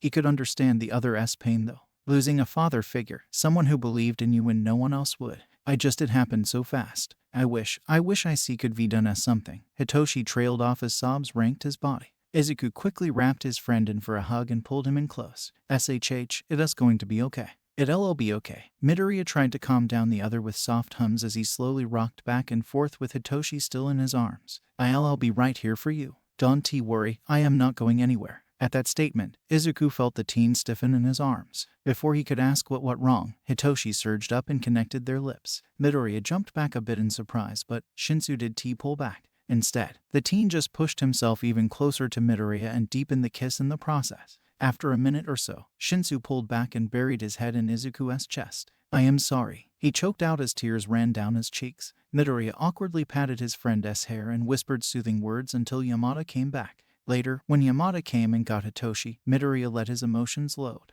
His best friend just took his first kiss while in pain because of his father. Wow, he never thought that would be a thing. Sadness and loneliness filled his heart as it clenched painfully in his chest. Midoriya figured that he should be mad at Shinsu for stealing his first kiss without any emotion behind it, at the villains that put Aizawa in the hospital. But, for some reason, the teen just felt empty and sad. With that feeling set dead in his chest, the green-haired teen started to make his way home. Alone. The next day, Midoriya woke up to the news that school was cancelled. He took that as an invitation to have a lazy day and not get up from his bed. The feelings from yesterday were still ranked deeply in his head and heart. It hurt so much that everything just felt empty. It didn't make any sense. So Izuku did what he did best. Sleep off his feelings and hope that when he woke up, they would disappear. Unfortunately, thanks to his mom, he wasn't able to do that at all. Izuku honey, some friends are here to see you. They wanted to check in on you, Inko said through the door. Midoriya heaved a sigh as he slowly got up and pulled on some clothes that laid on the floor. Sorry honey, they seemed really worried. They were in the living room, Inko explained to her son. Midoriya waved off his mom and headed towards the living room. Before opening the door to the other room, the teen took a deep breath in and mentally prepared himself. Hey guys, what are you doing here? Midoriya questioned in a soft voice as he stepped into the room. With slight disappointment, he quickly realized that Hitoshi wasn't there. We got really worried. You never replied to our texts or voicemails. We decided to come and check in on you in person. Uraraka replied with a forced smile. Yeah dude, can't he just do something like that to us? We worry you know, Kaminari said with a worried look on his face. Midoriya took a seat across from his two friends and folded his arms as he leaned back against his seat. Sorry, I just didn't want to talk. I still don't. If you two could leave, that would be great. Uraraka looked shocked at what the green-haired teen had said, while Kaminari just nodded with a seldom expression. I understand, Midoriya. I just hope you know that we are here when you want to talk, the blonde said, standing up. Let us go, Uraraka. What we can leave, we came here to talk to Midoriya, the brunette explained, standing up. We can force him to talk. Midoriya needs some time to himself. We have to respect that as his friends, Kaminari said, grabbing the female's arm and dragging her out of the room. Well, I guess. We'll see you at school then, Midoriya. Please contact us if you need to, Uraraka said as she let the blonde teen usher her out. Izuku watched as the two left, his emotions flying all over the place. A part of him wanted his friends to stay. The other part was happy that they left. Everything felt off and Midoriya wasn't sure if he could handle other's emotions at the moment. It was too much. Everything was too much. The kiss, the attack, the way Aizawa looked as blood trickled down his face. He wished the last few days were nightmares. As he curled up on the couch with a blanket, he wondered how Shinsu was doing. His father was in the hospital. It probably felt like the world was crashing down around him. Why did he feel like this if Aizawa was Hitoshi's father and not his? The teen felt fingers run through his hair as he drifted off to sleep. Midoriya glanced at his purple-haired friend and blushed. It has been a few days since the USJ attack, which is now being called the USJ incident, and the two Haven T talked about the kiss. Granted, Hitoshi did kiss Izuku when he was emotionally weak. Maybe it was a mistake, a stress reliever, something to ease the heartbreak of having a father nearly taken away from you. Whatever it was, Midoriya was kinda glad they weren't talking about it. For starters, he wasn't sure if a romantic relationship was what he needed or wanted right now. So many things were happening at the same time. It seemed like there wasn't any time for anything but school lately. As he got in position for another attack, the teen misstepped and ended up falling on his face as a string of bright yellow lightning went over his head. Yo, Midoriya better shape up, the sports festival is in a couple of days, Kaminari spoke in a teasing tone. The green-haired teen shrugged as he got up to his feet. I am not too worried about it. I barely have a gasp on my quirk as it is. I just hope I can improve by then. You're too humble, making me and Shinsu look bad, man, the blonde shouted in envy. Don't drag me into your little lover's spat. I am just here to be noticed, Hitoshi replied as he finished his after-workout stretches. The group of friends were at Aizawa's training grounds, figuring out some new techniques to use during the sports festival. So far the training was going good. The only downside was that they had to figure it out on their own. Since Aizawa was busy setting up the sports festival, the trio couldn't train their quirk on one another without supervision. Yamada-san didn't count as supervision. Apparently to Aizawa-sensei, having the voice hero train them wouldn't be good for anyone. So, Yamada-san just drove the group to the training grounds and would drive them home. It was understandable considering what happened not even a few days ago. So, the group didn't really know how effective their new strategies would be. By Senpai Midoriya joked, only to get a face full of dirt thrown by Hitoshi. Stop listening to trash music, the purple-haired teen scolded. Stop being a stick in the mud. You're no fun. Izuku stuck his tongue out on his best friend. Heh, you two argue like brothers. You guys have a good relationship. Uraraka praised the two from where she was taking a break, a water bottle in her hand. Midoriya and Shinsu blushed at the amount of attention they were getting from their friends. It must be hard to be positive all of the time. Okay, little listeners, it's about time to go now. It's getting dark and your folks won't be happy at you for staying it so late. Yamada-san spoke up, interrupting the student's chat. At the kids' groans, the blonde let out a laugh. Don't worry kiddos, feel free to come by tomorrow. It's just getting really late and I'd rather have you inside than outside. The hero smiled with a hint of strain. Midoriya glanced to his side to see Shinsu sigh in what seemed like relief. The teen's eyes widened as he realized just why the two wanted to go home earlier than normal. He felt so stupid not noticing earlier. While he has been worrying over the accidental kiss they shared, Shinsu had been worried about something much bigger and much more important. Oh yeah, Yamada-san is right. We should get going. Gotta have that 8 hours of sleep, the green-haired teen smiled. You're right about that, Midoriya. We better sleep good for the next few days. Keep up that stamina and all that stuff, Kaminari shouted with a cheer. Shinsu looked at his best friend with a soft smile on his face, thankful that the green-haired teen understood that situation. With the rest of the group on board to leave a little early, they got to packing quickly, leaving the site just as the sun began to touch the ground. Izuku, aren't you back a bit early? Enko questioned as she moved to greet her son in the doorway. The green-haired teen stood in the foyer of the apartment with an upset expression on his face. Enko paused at her steps as she watched whatever thought finally processed inside his head. The woman jumped when tears suddenly started to leak from the teen's eyes. Honey, are you okay? What's wrong? Midoriya let out a loud sob in response as his body started shaking. Immediately the teen was pulled into his mother's arms and hugged tight to her chest. Izuku hugged back, allowing his emotions to take over and drown in them. The past few days weighing down on him were finally coming to light. The idea of being strong in front of everyone finally broke him down. His chest hurt. You're okay now. SHH. It's okay, Izuku, sweetheart. You're with me now. SHH, calm down. Enko whispered to her child, rocking him back and forth as she did when he was small and crying because of scratches he would get from falling off the swings. She gently rubbed circles into the teen's back as a method to calm down the crying teenager. Enko started humming as Izuku's cries slowly started to soften. After a few minutes, the calming techniques kicked in and Midoriya let his body relax against his mother's. He slumped to the ground, falling out of his mother's grasp. Midoriya's back hit the wall as he let his body still from all movement. Enko watched her son with concern in her eyes. She rubbed her hands together with feet moving side by side as she waited for some kind of sign that her boy was okay. Mom, Midoriya whispered harshly. Enko hummed and moved closer to her son in response. I am in love with Shinsu, the green-haired teen muttered, feeling his heart drain from all emotions as he finally said his darkest secret out loud. I am in love with Shinsu and he kissed me, but he might be only kissed me because dad is in the hospital and he hurting. We had to leave early because Aizawa-sensei might be getting out of the hospital today. Oh sweetie, Enko whispered as she gathered her son into her arms once more. She hugged him tight and closed her eyes. Everything will be fine. I promise. When everything settles you can talk to Shinsu-kun about that kiss. For now just be his friend. But everything will be fine, I promise. You will be fine, just let it hurt for right now. It's good to feel. Enko kept mouthing soft words to her son as everything around them sunk in. Everything would be fine, because it had to. Midoriya rolled over in his bed to face his bedroom door, which has been opened, and squinted at the person who interrupted his nap. Yesterday had taken a lot out of him. He wasn't ready to face any of his friends, much less Shinsu. Thankfully, it was just his mom checking in on him. How are you doing, sweetie? Feeling any better? Enko questioned her son, as she knelt forwards to brush his hair away from his eyes so she could get a good look at her son. The teen hummed and buried himself further into his blanket burrito, not wanting to speak. Enko sighed seeing how upset her son was. His first love was supposed to be happy, but she guessed that from now on, life wouldn't be as simple. Her heart ached for her child, wanting to help but not knowing how. She would be called Aizawa or Yamada for advice, but considering how things are now, it would be inappropriate, at least in her eyes. Not to mention that the family has been at the hospital in and out for days now. The green-haired teen waited until he heard the sigh come from his mom and his bedroom door close, before reaching over on his nightstand to check the notification on his phone. It was from the group chat asking if anyone wanted to tag along for some extra training before the festival. It sounded like a good idea to Midoriya.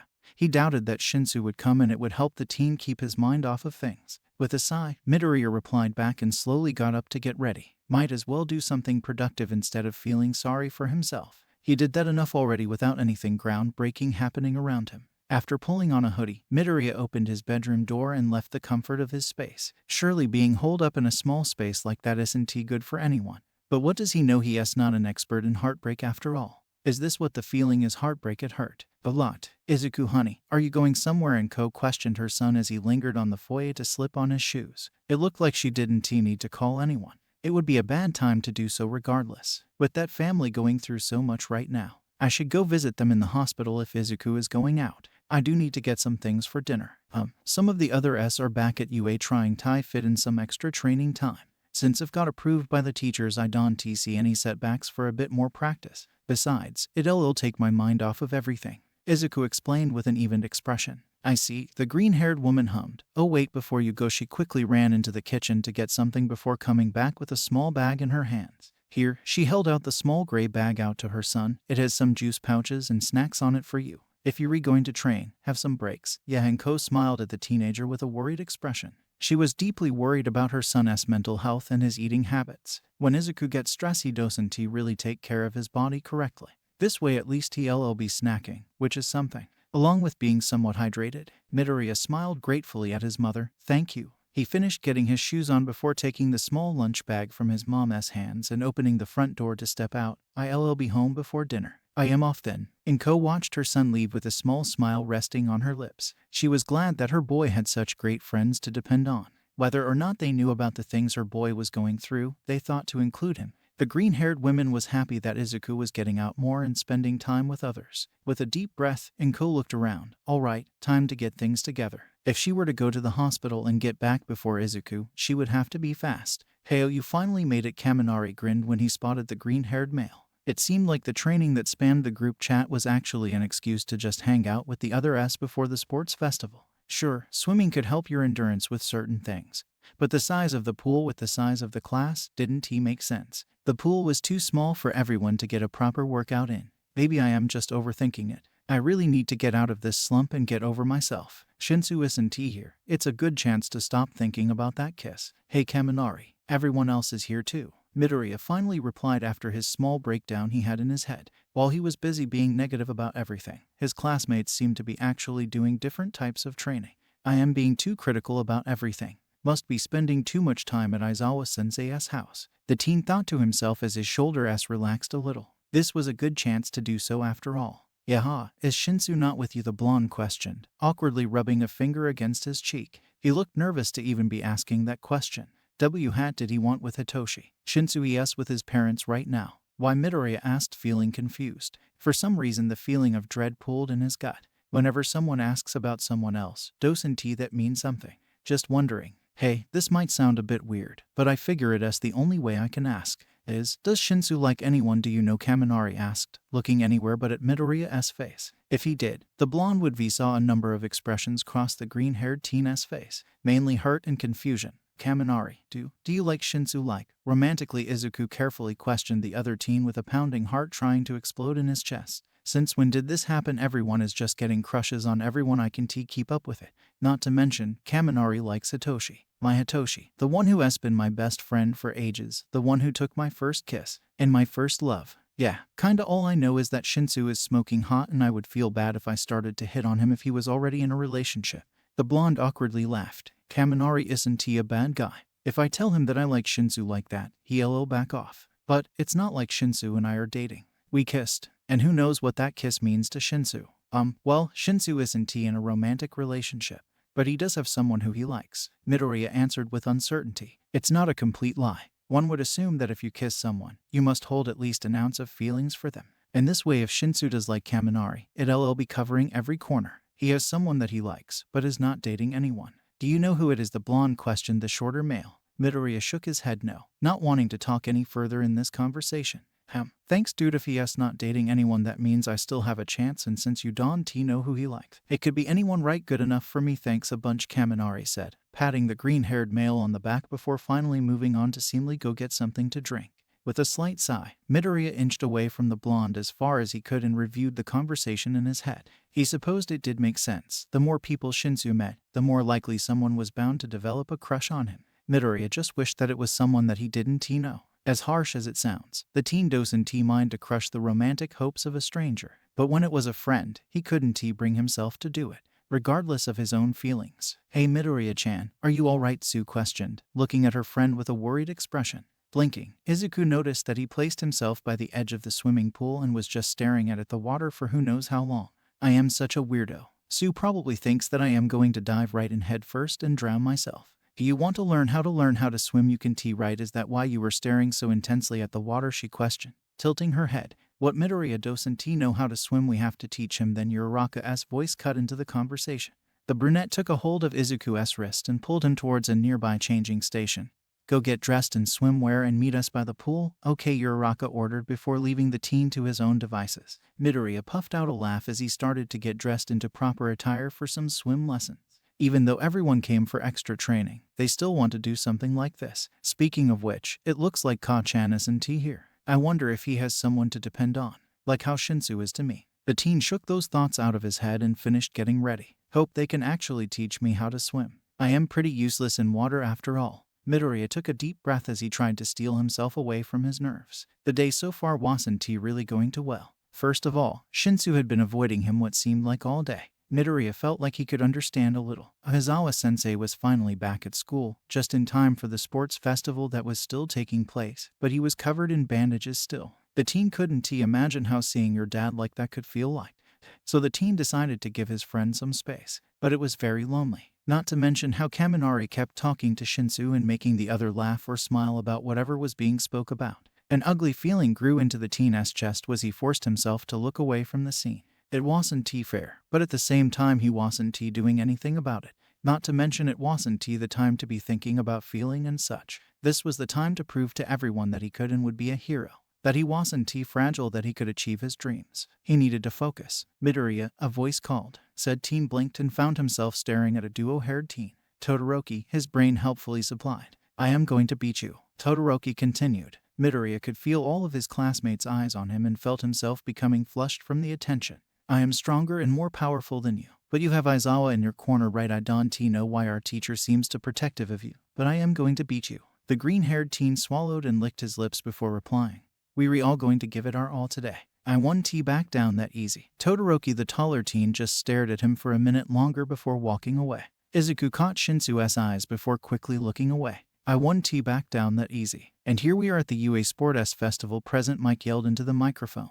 This time it is the first year ESCO are battling it out to be on top. The first thing we have is the obstacle race with vicious stops in between. Let us start by having the first year S representative say a few words before we began. The voice here excitedly shouted into the microphone. Ekam Midnight coughed into her hand. Wait your turn, buddy, she warned the blonde, waving around her whip for the audience to see. Loud cheers exploded from the stands at the sight of the 18 hero. Yes, it is me. Excuse my late presence. I was busy with something. Izuku could swear he heard someone yell. She pushed me down the stairs, but he couldn't be sure. Now let us call up this year's class representative. Bakugo Katsuki. He placed first in the entrance exams and shows no sign of stopping. Midoriya watched as the blonde walked up to the stage and seemed to be staring everyone in the stands down. A breath was heard then. I am going to take first place. Immediately everyone started to shout at the teen with anger. Izuku almost felt bad for the blonde but didn't know what to do. After all, they weren't friends and they probably weren't ever friends. Besides, Bakugo could handle himself.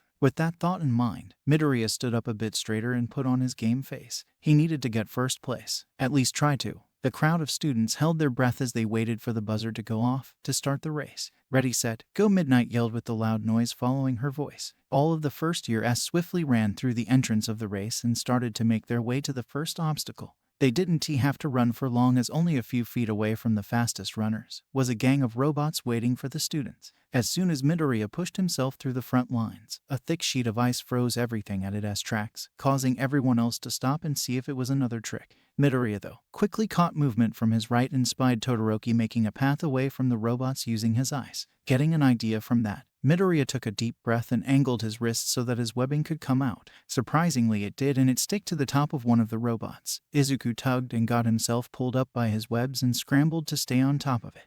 The teen looked down and noticed a lot of people were watching him, even Bakugo. Shit. Izuku quickly looked down and leaped off of the robot and rolled onto the floor. As soon as he stopped, he started to book it as fast as he could away from the blonde bully. All of that training with Aizawa paid off because he was close to catching up with Todoroki, who was still using his ice as a getaway attempt. The teen pushed himself further but stuttered to a stop once he realized they were already at the second obstacle. Todoroki took a few seconds to catch his breath and looked at the canyons before making his move once again. Midoriya watched as his classmate once again used his ice to create a pathway for an easy getaway. The shorter teen suddenly felt rage bubble over him. He is going to get hurt if he continues to use his quirk like that. He can just block out the other half of his quirk. Midoriya slightly glared at the other S-back, who didn't even bother even glancing at the green-haired teen during all of it, and flung himself over the canyon. Wow, look at that, we have Izuku Midoriya jumping into the canyon. Todoroki is still in the lead with several other S following the path. Looky Katsuki Bakugo is now making his way towards the second obstacle, and fast Midoriya could faintly hear present Mike's commentary while getting his webs ready. Once he felt confident about it, Izuku shot his webs out, which latched onto Todoroki's ice and swung himself up. Midoriya gained speed on Todoroki and used his webs to swing himself even higher to gain a momentum.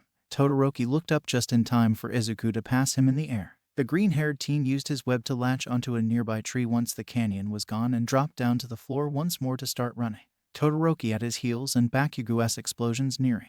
Midoriya could feel his heart leap towards his throat as he saw just how ahead he was of everyone else. He knew that he should be satisfied with second or third place, considering that Todoroki and Bakugo could easily beat him. But he was gone just settling with things. He wanted to get first place, so he would put his everything in order to get there. And now our trio has reached the final obstacle. This one might look like the easiest of them all, but it is actually a landmine. Will the one class be able to pass through it while maintaining their first place rate? The voice hero shouted excitedly into the microphone. You shouldn't be knocking down the other classes so easy. Everyone here has earned their place at UA, so everyone here has a chance to be in first place. Remember, no one has cleared the obstacle race yet. Aizawa spoke up in a dead-toned voice. Wow, is this you shooting down your own class? Eraser Yamada questioned, probably wanting more drama in the commentary part of the festival. No, Aizawa slowly said. My class is still shaken up about the USJ. However, because of that experience they have learned not to hesitate. But it is very naive to say that my class will be the only one to pass, and pass first. I see to you best first years. Todoroki and Bakugo were already almost halfway across the minefield, with Midoriya stopped at the start just looking around and thinking of the best course of action to take. He couldn't use his webs to swing around, nothing he could stick to. All of the trees were too low and too far from the mark. Izuku closed his eyes and took a deep breath. He could just run a hope for the best. Behind him, Midoriya could hear some of his classmates and a few other students making their way to the final stop. Need to act fast. Midoriya looked down and noticed that he could see where the mines were. This could help, he thought as he made a mad dash to avoid the mines, all while gaining a speed to match Todoroki and Bakugo. The two other teens looked at him in surprise when he went neck to neck with them. Bakugo let out a growl and started to increase the power behind his explosions to make himself go faster. Midoriya was once again behind as Todoroki started to run across his ice as well as making the glacier at the same time. The green-haired teen saw his chance though as the finish line presented itself. It was a tunnel. Izuku grinned as he upped his step and held out his wrists. He webbed himself to the side of the tunnel and propelled himself through it. In a flash, he passed both of his classmates and was flying through the air at high speed. Midoriya curled his body and let himself roll onto the ground as he passed the finish line. Cheers were heard as Izuku laid on the ground looking up at the sky. Tears started to form in his eyes. And there you have it, Izuku Midoriya places first in the obstacle race. Man, what a show. Following his lead is Shoto Todoroki and Katsuki Bakugo both tied in second. Let us take a break while he set this up for the next event. In the meantime, there will be some games everyone can play and great food to try. Please look around and support UA. Izuku Midoriya, a chilling voice repeated. Unsettling red eyes stared at the screen where a young boy with green hair was smiling and laughing with his classmate. What a joke, the voice said as the TV got muted, but the screen was frozen on the boy with spider-like abilities. This is the amateur who has Sensei's quirk. We believe so, everything matches up. Another voice answered. Two figures were crowding a small TV that looked like it had better days. The room was dark with the only light coming from said TV. The first figure scratched his neck as he hummed, thinking about a plan of action. If it'll help. The second voice started but was caught off by manic laughter coming from the first figure. I'll make sure that the Izuku boy pays for stealing something belonging to sensei. He won't be able to feel anything once I am done with him. I'll make him suffer like he never has before. The figure laughed manically. Kurogiri, review the info you got from that second-rate useless. I want to make sure I can capture the boy before the year is up. Kurogiri bowed in acceptance. As you wish, Tamura. That little brat thinks he can just steal sensei's quirk and call it his own. He is a filthy liar, Tamura yelled at the TV screen. Who does he think he is? The villain watched as one of the heroes wearing a Scandals costume announced what the next event. Tamura watched Izuku Midoriya very closely as he paired up with his classmates for the cavalry battle. This would also be a good time to scan for potential rats, the villain quietly thought to himself. As the cavalry battle started, Tamura noticed a certain blonde who seemed to always be cussing out his teammates and other classmates out of anger. Hey Kurogiri, go and give me the folder of the UA students. I want to check something out. Kurogiri nodded and without a word went to go retrieve the folder that held the UA student's information. The villain watched closely as Izuku Midoriya used webs to get a headband back from a rival team. The villain gritted his teeth in frustration at how easy the boy seemed to be using the quirk that belonged to sensei. Here you go, Kurogiri said, holding out the tan folder to the younger male. Tamura snatched the folder away from the mist villain and began to furiously look through the folder to find certain documents he would need to help better his plan. Nothing would get in the way of making sensei's wish come true. Not even some snot-nosed teenagers. And there you have it, folks. Team Todoroki wins this round. Congratulations, young heroes. We will now take a break and get on some festivities while we rest up for the final event of the day. The same hero from before shouted into the mic with a smile, causing the crowds to roar with excitement. Tamura grimaced in disgust, finally getting what he was looking for. The male hummed in satisfaction. Bakugo Katsuki, age 16. Quirk explosion. See more information on page 8. Class 1A, Midoriya Izuku, age 16. Quirk Spider. See more information on page 9. Class 1A. The only other information that the folders included was the 2S academic record along with some school photos.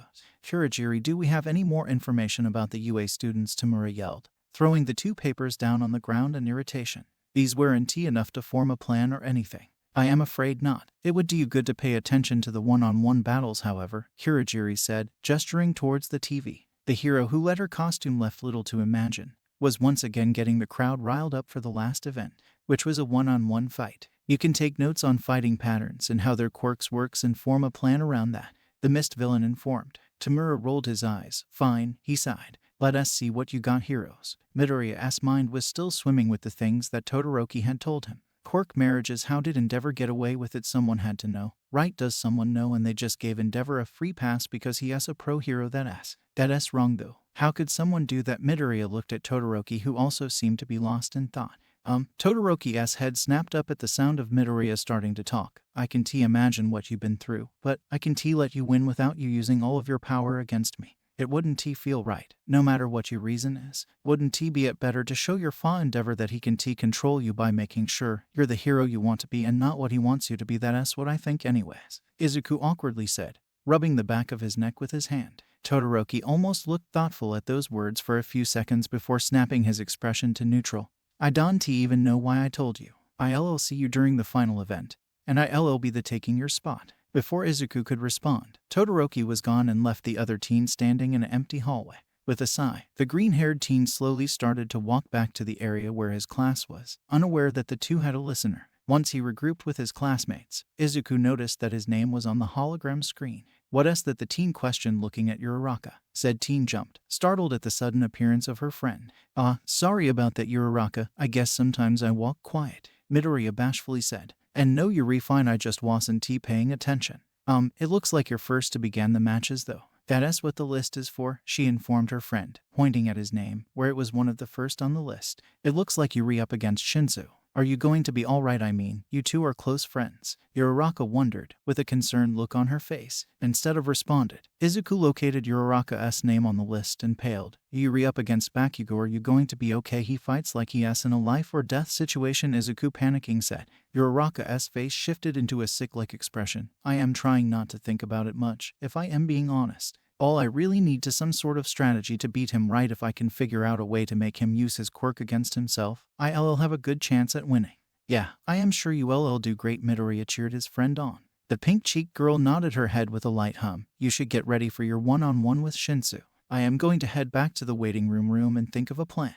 I'll see you later, Uraraka said, waving the green-haired male goodbye as she took her leave without another word. Izuku looked at his friend with a frown. Nerves, he thought as he made his way towards the entrance of the field, where the battles were going to take place. When his name was called, Izuku took a deep breath before stepping into the lime and immediately looking his gaze onto Shinsu's form. Emotions started to hit the teen like a wave. The two Haven T talked for a few weeks. Izuku didn't know if they were fighting or not. It was confusing. Midoriya was good at hiding his feelings from himself though, so he smiled thinly and squashed down any type of feelings for the other. And here we have the very first battle. Between two Wana students Shinsu Hitoshi and Midoriya, Izuku Midnight yelled into the microphone. Here is the goal: you have to try to get the other out of bounds, or keep fighting until someone can go. The hero waved down her whip, using it as a flag for some reason, and began the fight. Shinsu took a minute before realizing that his quirk probably wouldn't work on the other. Izuku stood still for a few extra seconds before charging at his friend at full speed. Shinsu ducked right at time for the green-haired teen to throw a fist towards his body.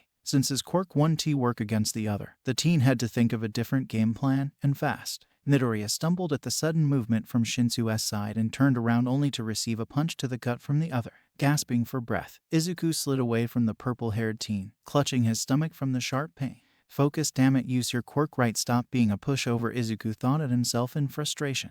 The teen stood up straight and moved to attack his friend once again. The teen used his webs to mobilize the purple-haired teen before shoving him down onto the ground. Shinsu let out a yelp of surprise as he slammed down onto the ground. The purple-haired teen struggled on the floor, trying to get the webs off of him that wrapped his body like a cocoon. His arms were firmly wrapped in the webs, but his fingers and wrists were free. While his friend's webbing is very tough and highly difficult to get out of, there was always a way out. Shinsu rolled out of the way from Midoriya trying to land another attack and jumped onto Ho's feet. While he looked ridiculous, he refused to give up now. He got this far by using his own strength, and he would go further no matter what. He had to prove to himself and to Izuku that he had what it takes to be a hero. Izuku already had a great quirk. He had nothing to prove to anything. Shinsu, on the other hand, had to commit himself to prove to everyone who ever doubted him. Midoriya wasted no time and moved in to try and land a blow to the other teen. He managed to get in a right hook before being kneed in the gut by the other teen. Without wasting a moment, Shinsu grabbed his friend harshly by the shoulders and started to shove him out of bounds. Panicking, Izuku headbutted the teen and dug the back of his heel in Shinsu's leg, causing him to fall. Acting quickly, Midoriya shot out his webbing to tangle his friend in them before walking over to pick him up. Shinsu started to struggle in the restraints, but it did nothing as Midoriya tossed his friend over the line and out of bounds. Midoriya, Izuku wins, Midnight shouted into the microphone, causing the audience to go crazy with cheers. Izuku moved and released the other teen from his webbing and held out a hand to help him up. Shinsu looked at the hand and shrugged it off to get up by himself. The green-haired teen pretended that the action didn't hurt, but it did. A lot. Midoriya watched as his friend walked away, his head down. The green-haired teen sighed but also made his way out of the arena and towards the infirmary. Midoriya only managed to get a glimpse of the purple-haired teen before a figure blocked his vision. Immediately all of Izuku's negative thoughts went away as he stared into the eyes of the number one hero. All Might, the teen shouted with excitement. All Might looked taken back at the sudden appearance of one of his students. "Ah, young Midoriya, I saw your win. Congratulations," the hero spoke with one of his famous grins. "Are you on your way to the infirmary? Allow me to walk you there." Izuku gushed as he walked side by side next to the famed hero. "All Might is walking me to the infirmary," he fanboyed, trying to shove down a squeal that threatened to come out. "Excuse me if I am overstepping here," All Might began, causing Midoriya to put a cap on his starstruck moment. "You seem unhappy with your win. Is everything all right? I know that some young heroes in training can be very outgoing when it comes to events like this one. Sometimes the wins you get aren't the ones you expect from a fight." Midoriya hummed, "It is not like that." The teen sighed as he squeezed his hands into fists. "How do you fix a friendship?" The blonde hero looked surprised at that question. "Ah, teen drama." He nodded his head after a few seconds. "Well, it depends on the situation, of course. However, if you do what feels right in your heart, there's nothing you can fix." "I see," Izuku mumbled, a plan slowly forming in his head. Midoriya stared back at Todoroki with his heart beating harshly in his chest. Should we thought this through? Izuku thought to himself as he rushed to dodge ice that was pushing towards him. "It's like I am fighting a madman." The teen briefly thought before he had to dodge a huge chunk of ice that was steadily coming towards him. This dance between the duo continued for some time until Izuku started to notice that the other's attacks started to get more slower with each move. The green-haired teen in return decided to speed up his own movements. It was a good thing that Aizawa had trained him before UA. His stamina was fairly strong now. Todoroki moved to attack once more, but Midoriya moved faster and was by the other teen's side in a matter of seconds. Izuku then tripped the teen up with his leg, which caused Todoroki to fall and roll on the ground. The duo-haired teen pushed himself up from the ground and gave the other a dangerous glare. "What do you think you're replaying at?" he growled out to the other. Midoriya allowed the taller teen to stand before he responded. "You re-breaking yourself, Todoroki-kun? Overuse of a quirk can be very deadly, you know." Todoroki sucked in his teeth and sent another ice wall at his opponent. Midoriya dodged gracefully and landed a harsh kick in the other's stomach. Todoroki gasped in pain and took a few steps back from the shock. Midoriya didn't let him recover as he then webbed the teen's legs to the ground. "I can understand your emotions, but you re-hurting yourself. Isn't that enough of reason to use both sides of your quirk?" Izuku questioned softly. Todoroki then sneered at the green-haired boy and froze the webbing before breaking out of it. "If you don't understand, then you don't understand. I'll never use the damn quirk of his, ever," he yelled, rushing forward to land an attack. The teen seemed to figure out that quirk usage wasn't going to win him this battle, so he had to resort to combat fighting. Midoriya easily got out of his attack range by webbing himself up and landing on the other side of the platform they were fighting on. He turned just in time for Todoroki to land a solid blow on his person. Midoriya spit out water as his body practically flew across the concrete. Shakily, the teen got up and took another look at the duo-haired teenager. He looked so sad. "It's your body though, isn't it? Your hair, your breath, your DNA, it's your quirk. It's part of you, not him. This isn't about him. It's you. It's all yours, not his. It was never his. Todoroki-kun, I don't know if you know this, but we aren't our parents. We have a choice. We are in charge. So please, stop hurting yourself." Midoriya spoke gently to the other as he tried not to black out from the pain.